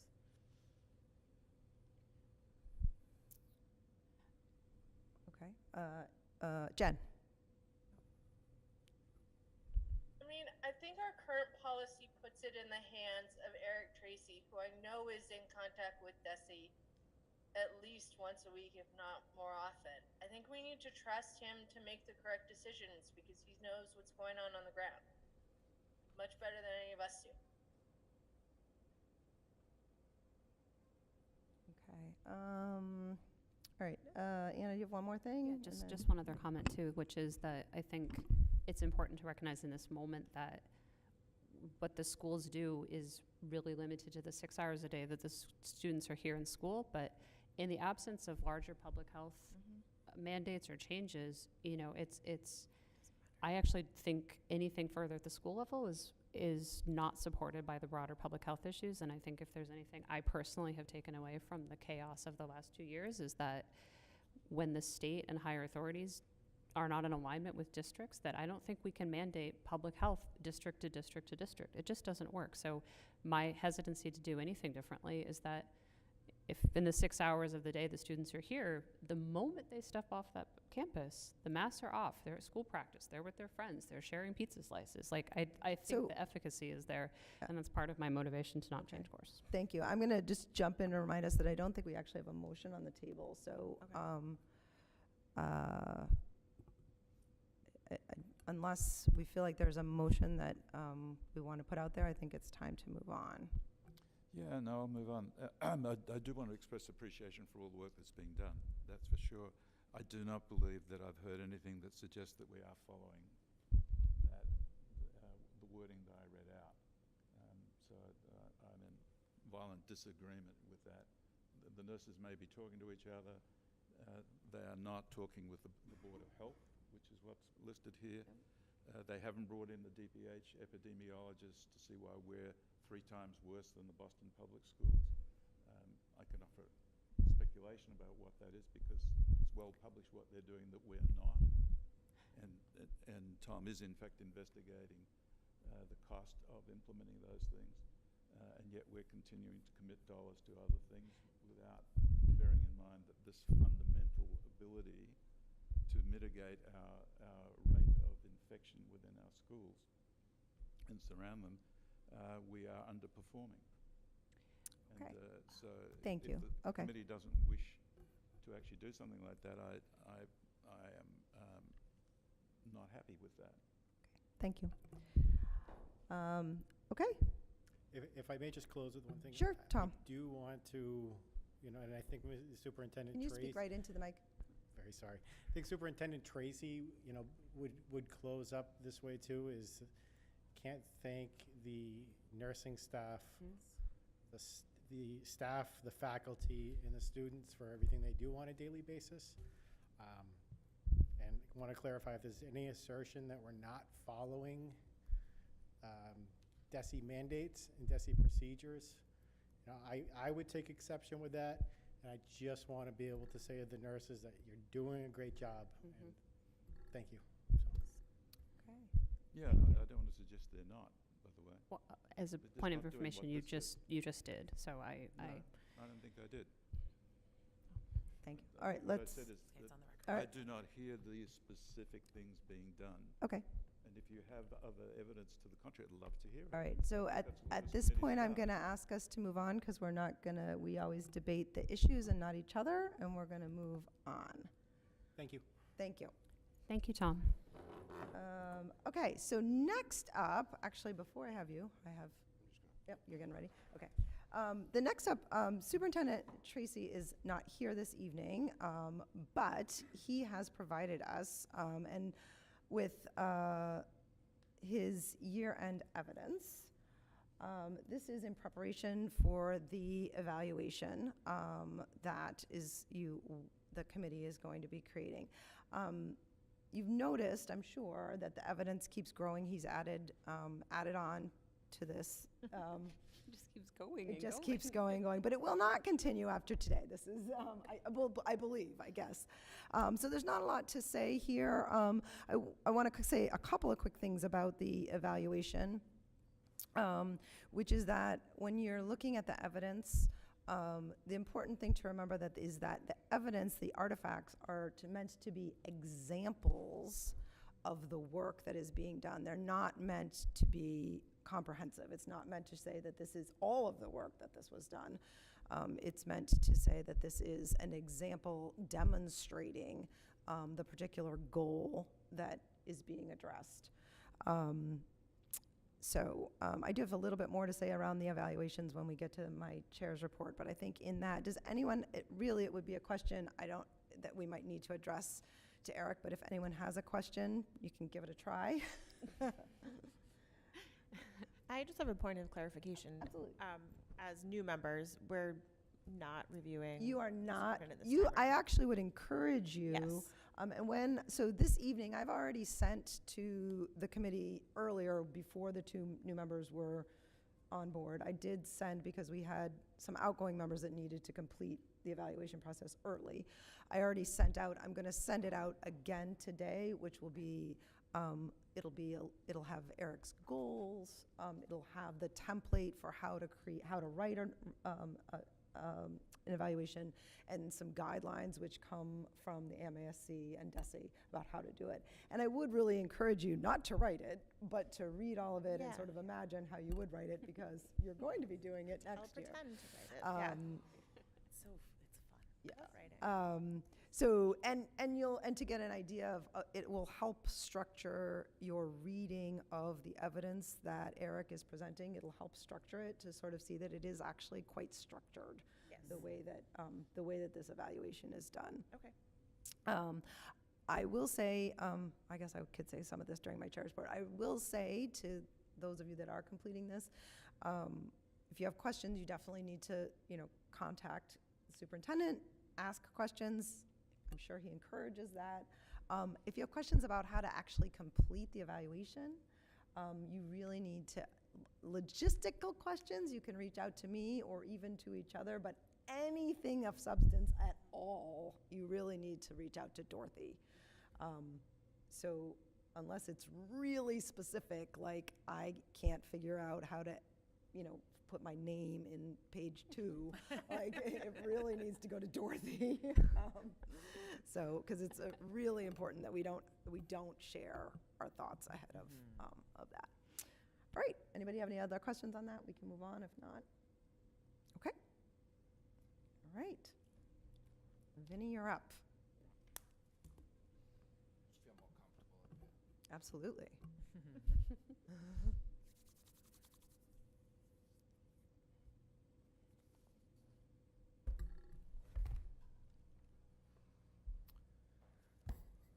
So I don't have a formal presentation. I'm just giving you guys a quick update on the results of our recently issued invitation for bid for our transportation services. So back in January, I developed our invitation for bid, which I'm going to refer to as an IFB. I sent our IFB to our attorneys as well as our contract for the transportation services. They reviewed it for probably the next month. I went back and forth with them and incorporated almost all of their suggestions. And then on March 25th, I advertised the IFB. We issued it in the Salem newspaper, on Combis, and on the state's Good for Services Bulletin, which is all requirements for a contract this large. And then over the next month, I received 10 inquiries requesting copies of the invitation for bid, which was very surprising to me. I thought we were in good standings, that already 10 contractors requested the copy of it. But then on May 5th, the window for submitting the bid closed, and as of that day, we only received one bid. So Salter, who is our current contractor, is the only sole bidder. So through that, I determined that our history with Salter and what they submitted in their invitation for bid, that they were both responsive and responsible enough to carry out the contract, which again is 2 requirements for an invitation for bid. So the results are more favorable than I predicted, although not as favorable obviously as I would like. Overall, we're seeing a 12% increase on our contract year over year. I can kind of tell you my point of view on why that happened. As many of you might know, a lot of our bus drivers are older population. It's only a few hours a day. Most people are kind of retired and do that 1 or 2 hours a day.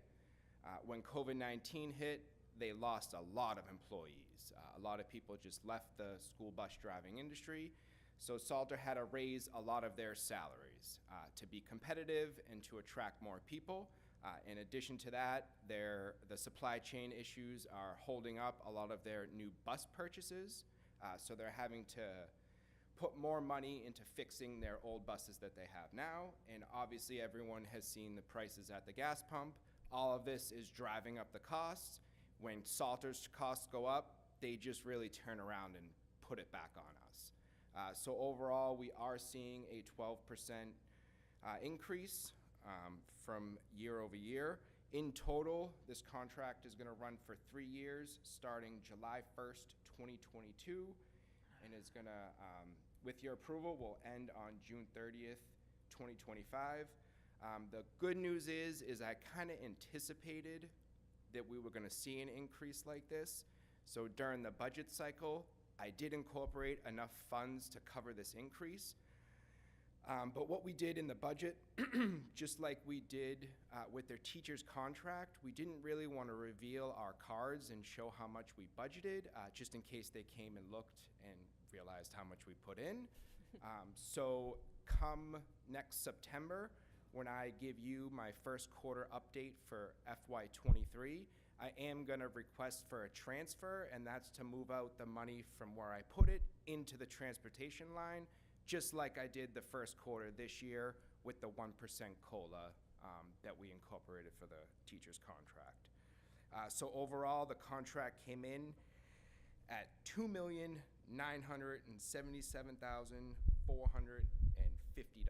And that again is for the full 3 years of the contract.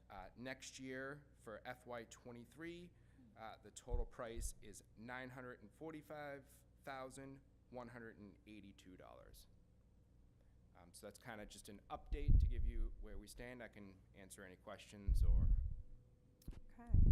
So let's do questions first, and then we'll have the motion, and then we can have any discussion. So is there questions first? Yeah, I do have a question.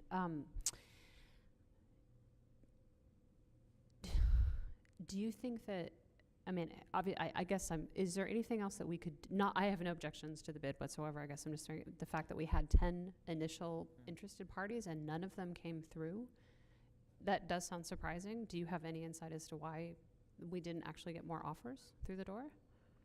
So from what I've heard and what I've seen, this is the same thing that happened 3 years ago and the same thing that happened 3 years before that. So there's kind of a silent agreement among bus driving companies not to approach on somebody else's turf. So once one company kind of solidifies a region or a town, you don't really see many other local businesses come in. Usually if another company bids on it, it's a nationwide company, which is one that I thought was gonna bid on it, but ultimately did not. The only thing I can think of is the region that we're in and the distance that they'd have to take their buses just to get to Hamilton Wenham. But I think it's more along the lines of they all kind of have a secret pact. But I don't know that for a fact. Got It's it. just kind of my theory. And this is such a minor thing, but I want to make it before Amy presumably reads the motion. There's a word missing. There's a typo in your proposed motion. I know this is going to break your heart to hear this. The dollar amount is 945,182. However, the word 80 is missing in the motion. You have $945,102. It should be 182, I am sorry. You never make a mistake. That's why I had to point it out, because this might be like the only time ever that you have dropped it, but it's kind of important, right, to get the motion right? Yeah, you gotta get that $80 in there, definitely. Okay. Yep. Sorry, Amy.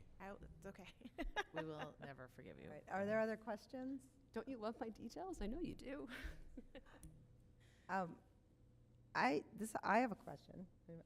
So the first year, it's not the same amount each year, correct? Correct, it's not the same amount. Okay, all right, so it's, It goes up about roughly 4% all right, I every just, year after that. I Yep. just looked at that and I was like, that's not, 3 times the Right. number, yes. okay. In the last year, it, just as a point of reference, the last year, it will break 1 million. So Okay, it's a big number to me. Yeah. Thought I'd point it out. okay. All right, Amy, you ready to make a motion with that Sure. correct number? Yes, I will hopefully remember by the time I get down there. I move that the Hamilton Wenham Regional School Committee approves the district CPO's recommendation to enter into a 3-year contract with Salter Transportation Incorporated for a total contract amount for regular route buses of $2,977,450, which includes a year 1, fiscal year 22 contract amount of $945,182. The contract with Salter Transportation Incorporated shall be compliant with the requirements of Mass General Law, Chapter 30B, and shall have been reviewed by council. The school committee chair shall sign the contract on behalf of the school committee. Second. Second by Julia Campbell. All right, is there discussion? Just one other question. Anna? Should it be fiscal year 23? Yes, should be fiscal Oh, no. 23. That's 2 for me. Man. I'm gonna go back to the office now. I would like to Surgery. offer. We'll give you a break. I'd like to offer a friendly amendment to correct it to say that the year 1 contract amount is year 1 fiscal year 23. Yes. Yes, a lot of friendly amendments. Anyone have any, Friendly amendment. any concerns? I earned that drink today. Yes. Okay, is there further discussion? Not for me. Looks like we're ready to vote. All those in favor? Roll Oh, call. I'm We do sorry. roll call. Sorry, we have to do a roll call. I'm gonna start with you, David. Yes. David's a yes, Dana, yes. Anna? Yes. Yes. Yes. Jen? Yes. All right, and that is unanimous of the 6 members present. I'm not surprised about the 80. I am about the FY22 though. I'm sorry. I think you I were know testing FY us. '22 was so many years ago in your world. All right. Okay. So next up on the agenda is, I'm going to frame it as a discussion regarding school committee communications. And this is something that Jen had asked a couple of times to be on our agenda. And it's also something I have thought about. And I want to leave it a little bit open, but and Jen, I want you to, chime in too. When you, or maybe I'll just ask you, when you envision school committee communications, what specifically are you thinking about that you're wanting to have this conversation about?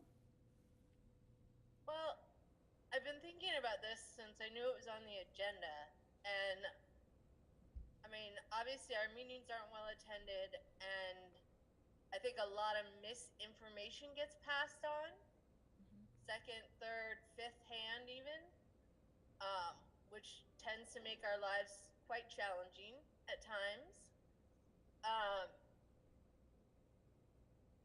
I really like how the schools and Eric Tracy send out an email with like everything that was discussed, just a short summary. It would be nice if the school committee, I think, could do something similar. So at least we might head off some of the misinformation issues that have been cropping up recently. So maybe like a email once a month or an email after every school committee meeting. Just something to get what's happening out into the community and our information out into the community. Okay. Does anybody have any thoughts on that? Julia? I'm thinking maybe it could be, not to put any more work on Eric. I mean, we could figure out who could write it, but it could be like a corner, like a school committee corner. I think he does that occasionally in his updates, but we could flesh it out more potentially in his weekly update, I think. Or Jen, were you thinking something specifically from us? I don't think it has to be from us. I don't want to put any extra work on Superintendent Tracy though. So what I'm just going to reflect what I... misinformation and innuendo before it becomes a problem. Mm-hmm.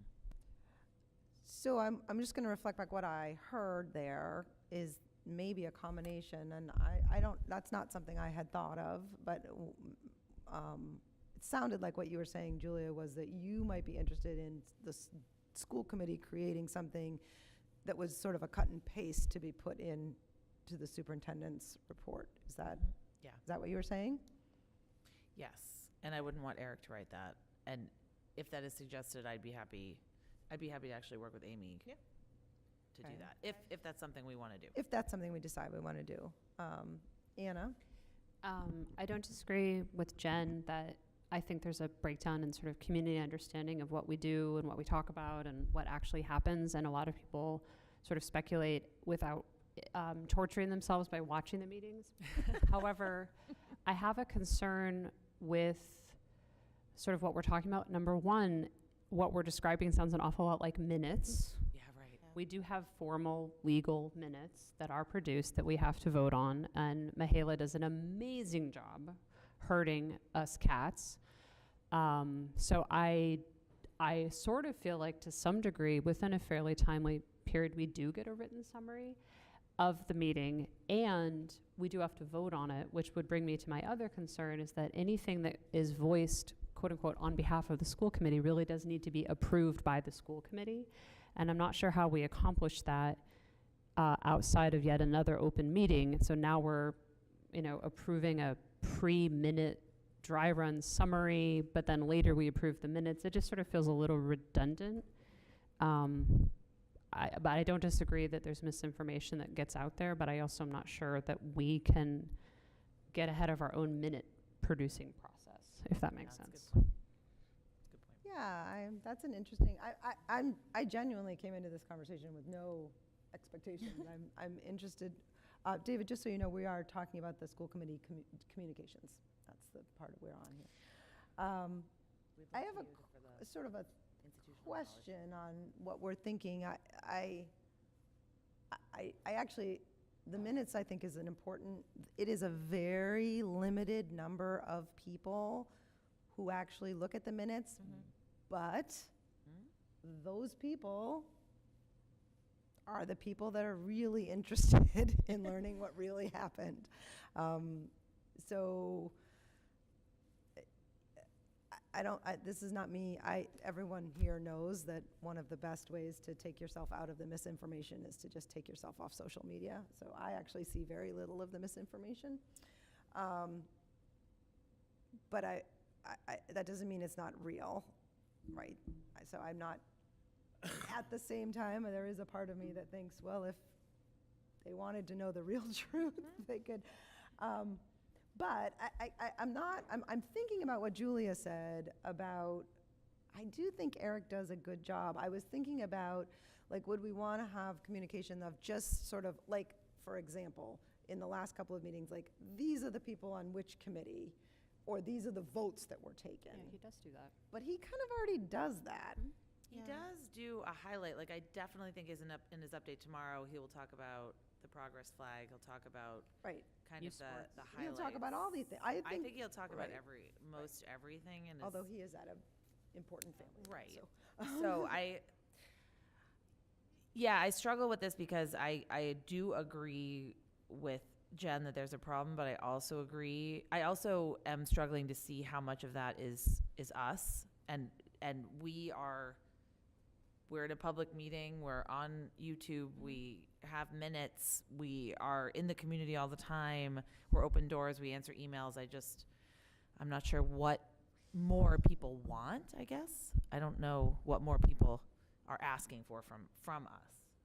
They want you to knock on their door and tell them exactly what they want. And what they're interested in and what's important to them. Yes. Well, Yeah. I mean, wonder. it doesn't matter. The level of communication that has been going out from this district this past year, not only with Eric, all the school principals are doing the same School thing as well. principals They've do, yeah. all stepped up their game and communicating out That's true. every single week, to the point where I've gotten apology emails on Saturday saying, sorry it got out so late, I normally try and get this out on Friday, right?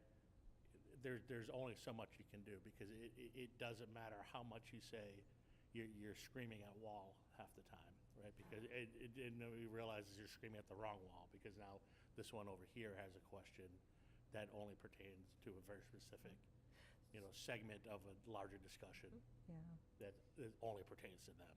So I'm wondering if maybe it's as simple as, to David's point, maybe it's as simple as continuing to put out in all of those places, the best way to contact the school committee is through email. Here it is.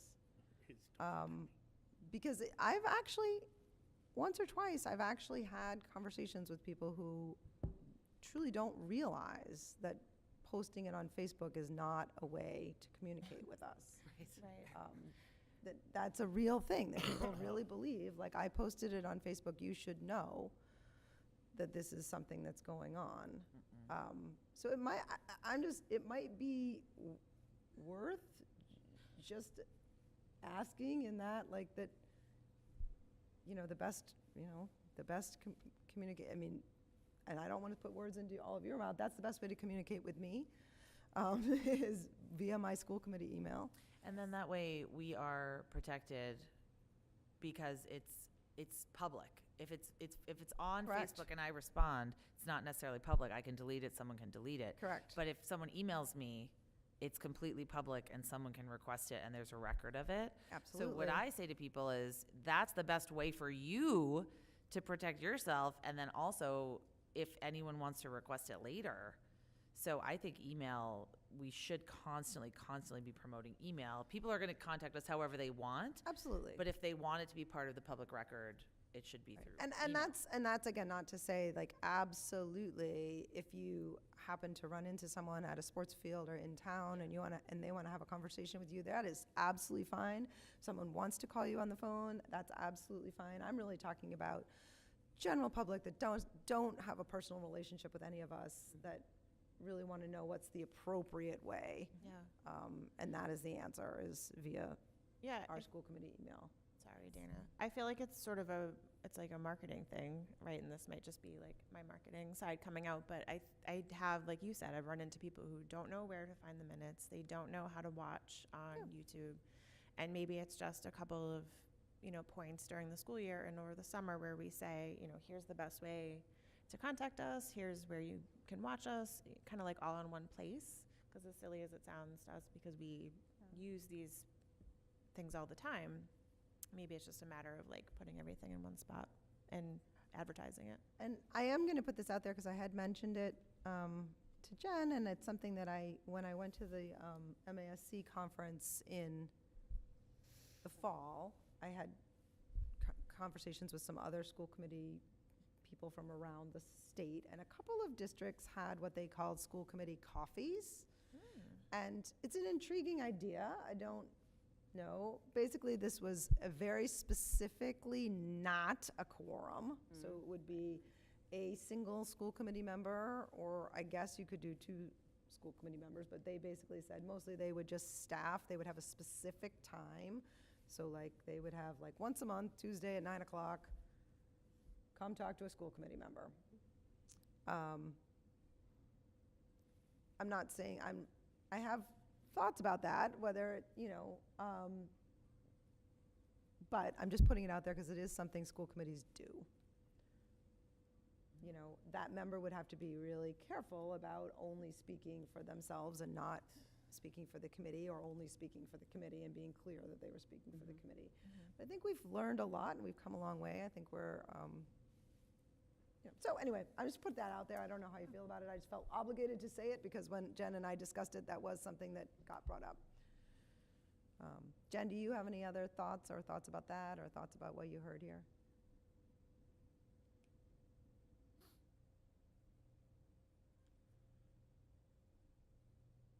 I like the idea of the school committee coffee, particularly if we did, I think probably 2 school committee members would be a good idea.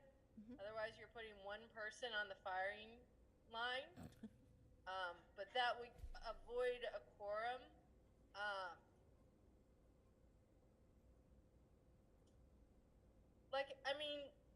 My problem is, right, you just said the best way to get a hold of us is via email, and yes, you're saying that on YouTube, but nobody's watching. But then how And much of that is nobody's ours? showing up. Right, So they which don't know that. I have not been on the school committee during what we would call normal times, but I was a Neither parent. have I. I was a parent in the district for a really long time, and the norm is that people aren't necessarily watching, and that's not necessarily a bad thing. It mostly means things are functioning, right? That I think about my time in the district and the very few times that I did attend school committee meetings when I was a parent, they were typically when there was a hot button issue going on.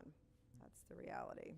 Well, the other thing I would say is I think there's more people that pay attention than we know, because 90% of the people that are paying attention don't ever say anything. Oh, absolutely. So that's what I've noticed, is that people will come up to me and say, oh, I've been watching all the meetings. I've never heard their name. I've never seen them. I don't,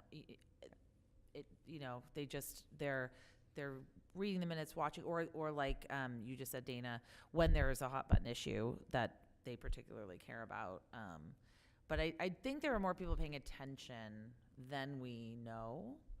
Well, I think just this evening, we actually had several people on Zoom who didn't actually comment. Right, they just were watching. They were there, I think they're there, I don't know, I can't, to see if somebody else comments, Right. in case they might want to react to that comment. That's engagement,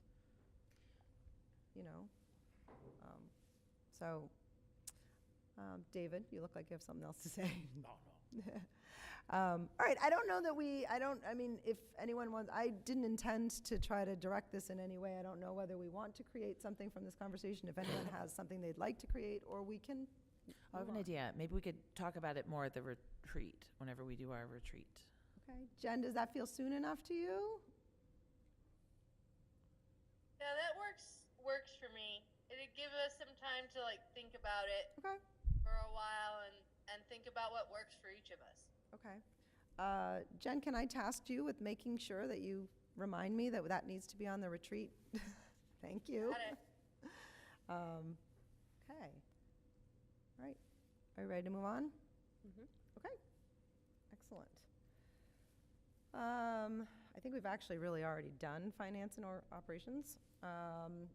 We don't have anything from policy yet, right? Nope, but I will convene a meeting soon. Do you have a superintendent report? I do not. You do not? Okay. We'll Okay. get it tomorrow. Yes, we will hear it In the tomorrow. email. In the email.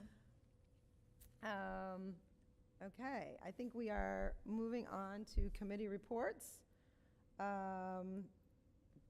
Jen, Capital Finance.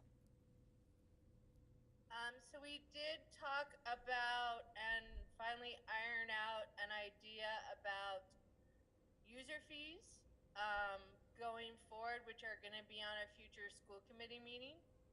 I think we were mostly happy with what was discussed. And our next meeting is currently scheduled August. We did pick a date in August. I can't remember. Crescendo. August 2024? No. Going Hamilton style, huh? August 11th. All right. Thank you. There it is, right We there. also talked about like having spending money for plans that just sat on somebody's desk, and how we should focus on like taking a small number of plans and running them from start to finish before we add in additional things that we're spending money on and then are just sitting on a shelf. Yeah, I just want to jump in and clarify, that was really Eric reflecting on sort of deep in the past, or looking back Yeah, as it he was enters into nothing this. He did a little review of things that have happened in the past, and there were some plans on there that were not pursued. And we elected a Oh, chair and a secretary. Yes, if we that- if elected that a chair and a matters. secretary. So Jen is the chair, and Julia, you got to be elected secretary without even being there. Congrats. It's okay. Thank you. All right. So I'm sorry, just one thing. When that came up, When what came up? the past projects, or whatever, Yep. there used to be a pretty decent running spreadsheet with a lot of the. Did you guys have access to that? Of the old projects. Of all you the mean? old projects? Yes, yep, we still have that. All right. Yeah. Because I mean, I just think that's a And we're adding to it. and- decent jumping off Yeah. point. Yep. But that's all. Policy. Policy needs to meet. I will send an email out to convene a meeting ASAP. Awesome. Negotiations. I couldn't hear. Oh, policy needs to meet, and I will send out an email to try to convene our meeting ASAP. Okay, so negotiations, we were supposed to meet with the AFS-CME on Monday. They canceled that meeting, so we did not meet. We do have 3 scheduled meetings in June. We put them on for June 6th, June 8th, and June 13th in the hopes that we won't need all 3, and in the hopes that we will get this contract agreed upon. So that's Excuse me. ooh, I sort of forgot I was the chair for a second there. I was waiting for somebody else to say something. All right. Still the chair. Still the Didn't chair. meet Monday. Oh, yes. Oh, and yeah, we still need to do that. Okay. On my chair's report, I do have that we need, so this MSBA building committee requires 1 school committee member. It is, I don't know whether it's suggested or available that you could have 2, but Eric and I discussed, and Eric really feels like we should have 2. It allows for a whole number of reasons. It's a good idea to have 2. And so I told him that we would determine that. Now, some of you emailed me. I asked if you would email me if you were interested. I did hear from Jen and Amy, but I also think I heard other people tell me, like I was Anna and interested, but I Julia didn't had email you. previously mentioned. I think I said it in a Not the meeting. MSB. at some So point. I think I'm going to just go around and let's just say yes or no if you're interested in being on the in the building committee. I will say Eric did give a little bit of information. Somebody asked me that he anticipates that this building committee will not be, while there will be a couple of meetings, it will not be really active probably until January. So there might be a couple of meetings between now and January. And then beginning in January, expect things to really heat up. And that assuming that things move forward in January, that things would heat up. So I don't know if that's helpful. Super helpful. Okay. All right, so are we willing to just, let's go around and just tell me if you're interested in being on that committee. We can get a list, and then we can figure out on 2 people. So David, I'm going to start with you. Nope. All right, no, I am also not interested. Anna? I am interested. And I'm actually lying. I would love to be on that committee, but it's just not in the cards for me with this. All right, Amy? Yes, I'm interested. Okay, Julia? No, I'll defer to Oh, other members. Okay, David? Yes. Okay. Was that a real yes or a? Well, I mean, I don't feel like starting a discussion. Okay, we'll wait. Everyone else has it. Oh, wait, but- okay. Jen? Yes, please. All right, so Jen is yes. So we have Anna, Amy, David Polito, and Jen are interested, and we need to come up with 2. So I don't really have a plan for what's fair, but I guess I'd like to hear all of your, On arm wrestle? yeah, Well, we Jen can arm said wrestle. please, no one else. Oh, said that's please. true. I guess I would love to, like, hear if you had any thoughts on why you really want to do it, super briefly, if you're really willing, and then I guess we can vote, I guess. All right, you guys willing to do that? Yeah, sure. Okay. All right. Let's see. I don't know. David, you want to start? Sure. So, I mean, this is kind of a slam dunk committee that I really wanted to be on, right? It's legitimately the reason I ran again for a school committee is really seeing these facilities projects coming to fruition. My only hesitation would be just like, all right, the time commitment, but where you just said, like, they wouldn't be starting up till January in earnest actually solves that problem. That was like my only hesitation. You know, for 10 years, I, worked at Massport as a project manager and department head, so I'm sort of used to like these large scale state jobs and a lot of the sort of loopholes, bells, whistles, as you will, that you have to jump through to go through them. So I think I could be beneficial to the team in that regard, and just being around for so long, and just within the district, just sort of having a pretty decent idea of what the towns are looking for moving forward. I think I still have a pretty decent finger on the pulse to get people out to vote when we need to actually get the votes going and everything. That I'd love to be part of this team. So, but I also know that we're in a room full of very qualified candidates as well. So. Thank you. Jen? So I thought it would be good to have somebody from the finance committee on this committee because it is going to involve a lot of numbers and budgetary implications. But I was also interested in, because my focus is on science and to a lesser extent mathematics, like just making sure that this building is meeting the educational demands of the kids or the children that will need it going forward, I think was really important to me. Science and math and engineering are going to be and computer science are going to be even more important skill sets going forward, and I just wanted to make sure that that's taken into account. All right, thank you. Anna? I'm actually going to withdraw myself from consideration, partly just because the timing of it. I'm just thinking through it too, in terms of terms and whatnot. This is a committee that's going to have to meet for a long time, and I'm like the short straw in the election cycle. So I also think that that we have so many other qualified people, and I'm wicked busy. I don't need another committee, so I'm going to pull myself out. It's so awesome, but I have so little time.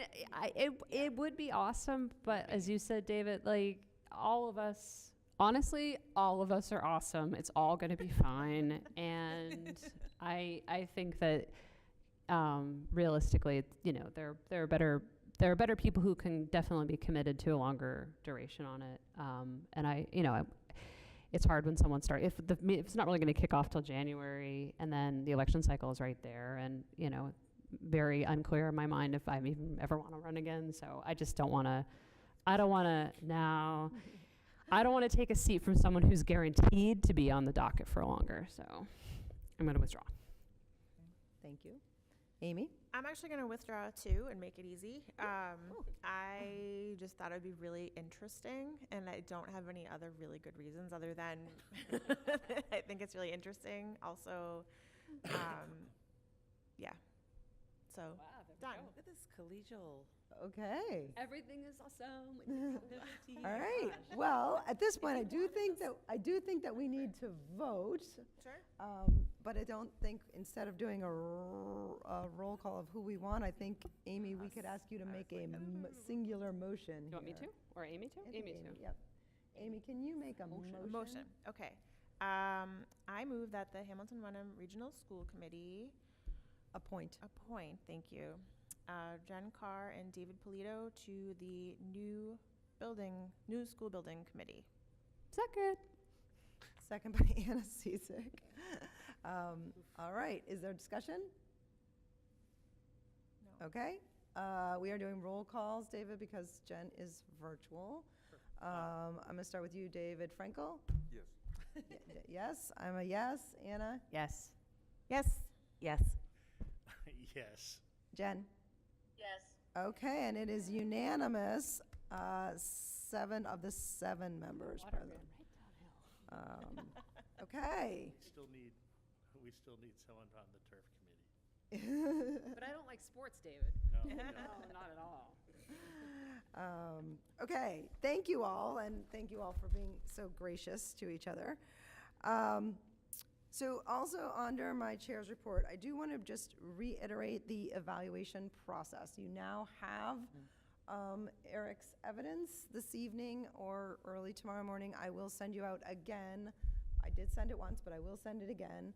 The template, which will have, it'll be the template that has Eric's goals filled in, and also the information from DESE and from MASC, and Eric's goals that we approved. So that's all the documentation that you'll need. What I would like, we have already agreed in a meeting that the evaluations are due on June 2nd. I really would like, I don't necessarily know that we need to vote, but I want publicly to state that I am only going to consider evaluations that I receive by June 2nd. Ooh, I love it. Deadline. So Hard line. Love it. if we feel like we need to vote on that, No. I want everyone to be really Like close clear. of business, I'm just trying to be midnight? What are we specific. talking? Midnight, what are we Midnight. talking? You got all the way to 11:59. No, I won't I'm tell no, midnight. I'm not kidding. Yeah, 'cause Uh-huh. I will When work on it when right the up- clock strikes and we're on June 3rd, Okay. then No, that's No. important. What if Julia Campbell is traveling to the West Coast? Does she get midnight California? I don't even then know what she time better zone I'm make in a now. phone call before midnight. Oh, I know. Can I buy extra time by flying? Does anyone have any concerns about that or understand? Because I just want to be clear that I am going to do the same thing that you're doing. I need to complete my evaluation without seeing any of yours, so I need to do my evaluation, turn it into myself by the 2nd, and then on the 2nd, I really need to be, or on the 3rd, I guess, I really need to begin the process of trying to consolidate these, and I'm not willing to I'm going to just say, it's not that I'm not capable, I'm saying I'm not willing of taking late. Okay? I love it. All good? Okay. This does not include This does not include the 2 new members, correct? That's what I thought. That's correct. Although I will, as I mentioned earlier, I would encourage you, I'll send you the documentation. I would encourage you to not necessarily write it all out, but go through the exercise of seeing what the process is like, because it is,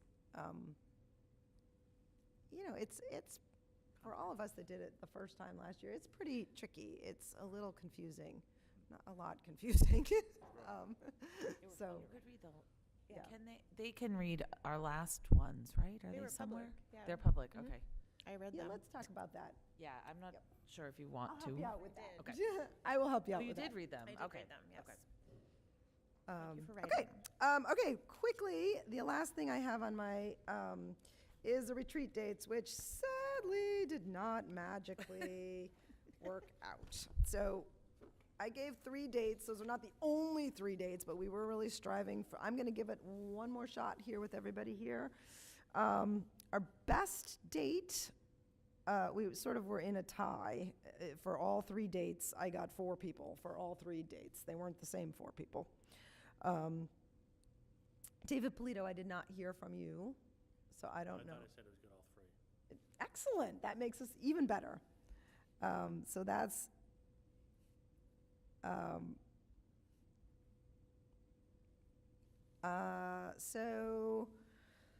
so I guess my one, those were daytime dates that I gave you. I made me think about, like that. So Thursday, August 4th, I had, who's missing from there? I had Julia, Jen, David, myself. Oh, Anna said, right, it's Anna said you could not do that. And who else? Julia, Jen, David, Frankel, David Polito.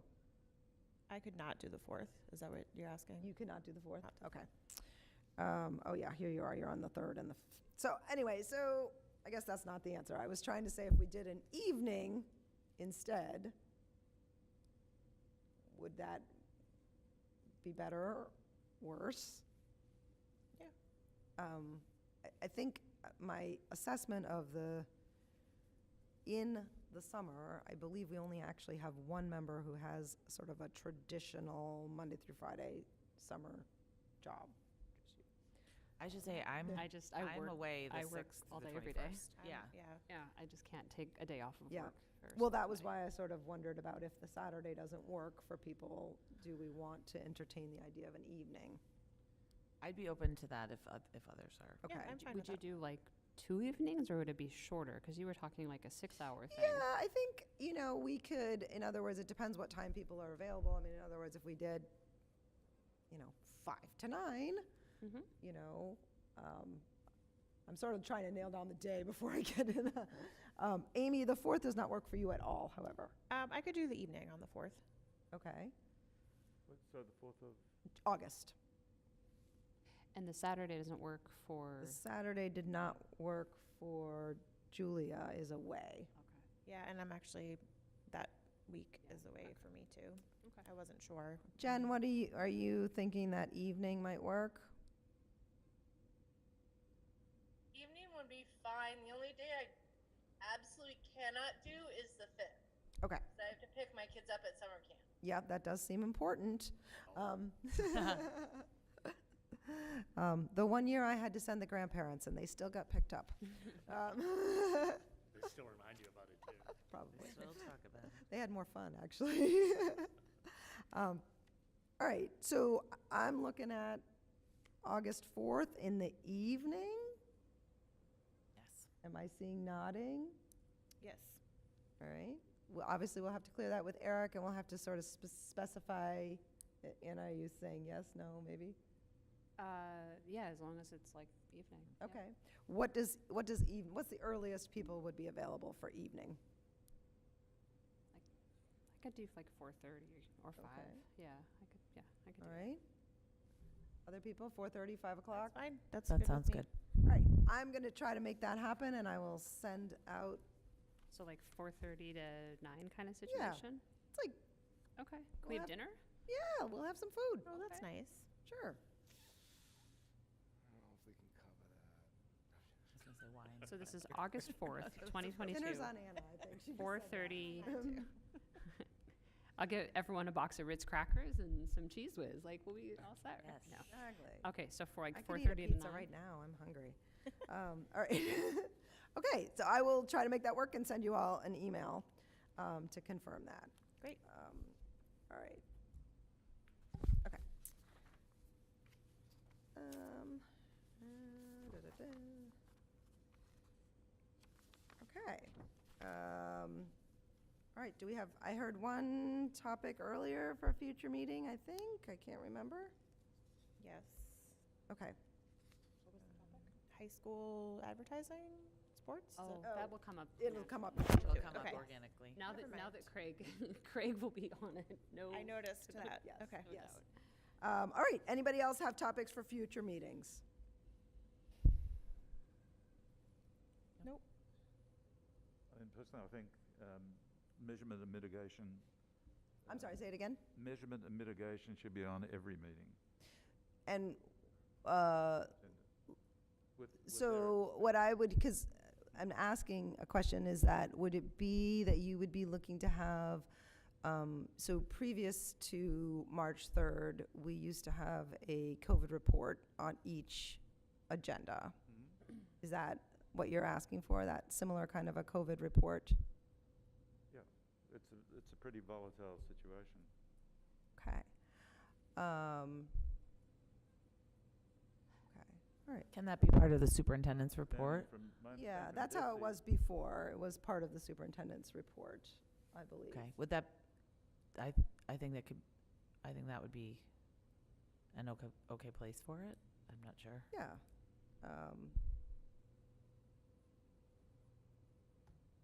Yeah, if Eric was here, he usually reports on all the numbers and Yeah. the strategies every week. So, or every you know, I think in terms of a topic, it wouldn't be right for me to promise that that's going to be a permanent fixture. That would be something that the committee would need to vote on. But I certainly think, you know, I can put that in and speak to the superintendent, and we'll talk about it. Sure. And then, you know, we can look to the committee if there's a desire to have that. We actually voted last time. That was, I think I we had to, can't remember actually, I think we voted to make it a standing agenda item while the when mask we ma- did it, while the But we mask did mandate have was to in vote place. it on, so. Correct, that's what I'm saying, yeah, so, Yeah.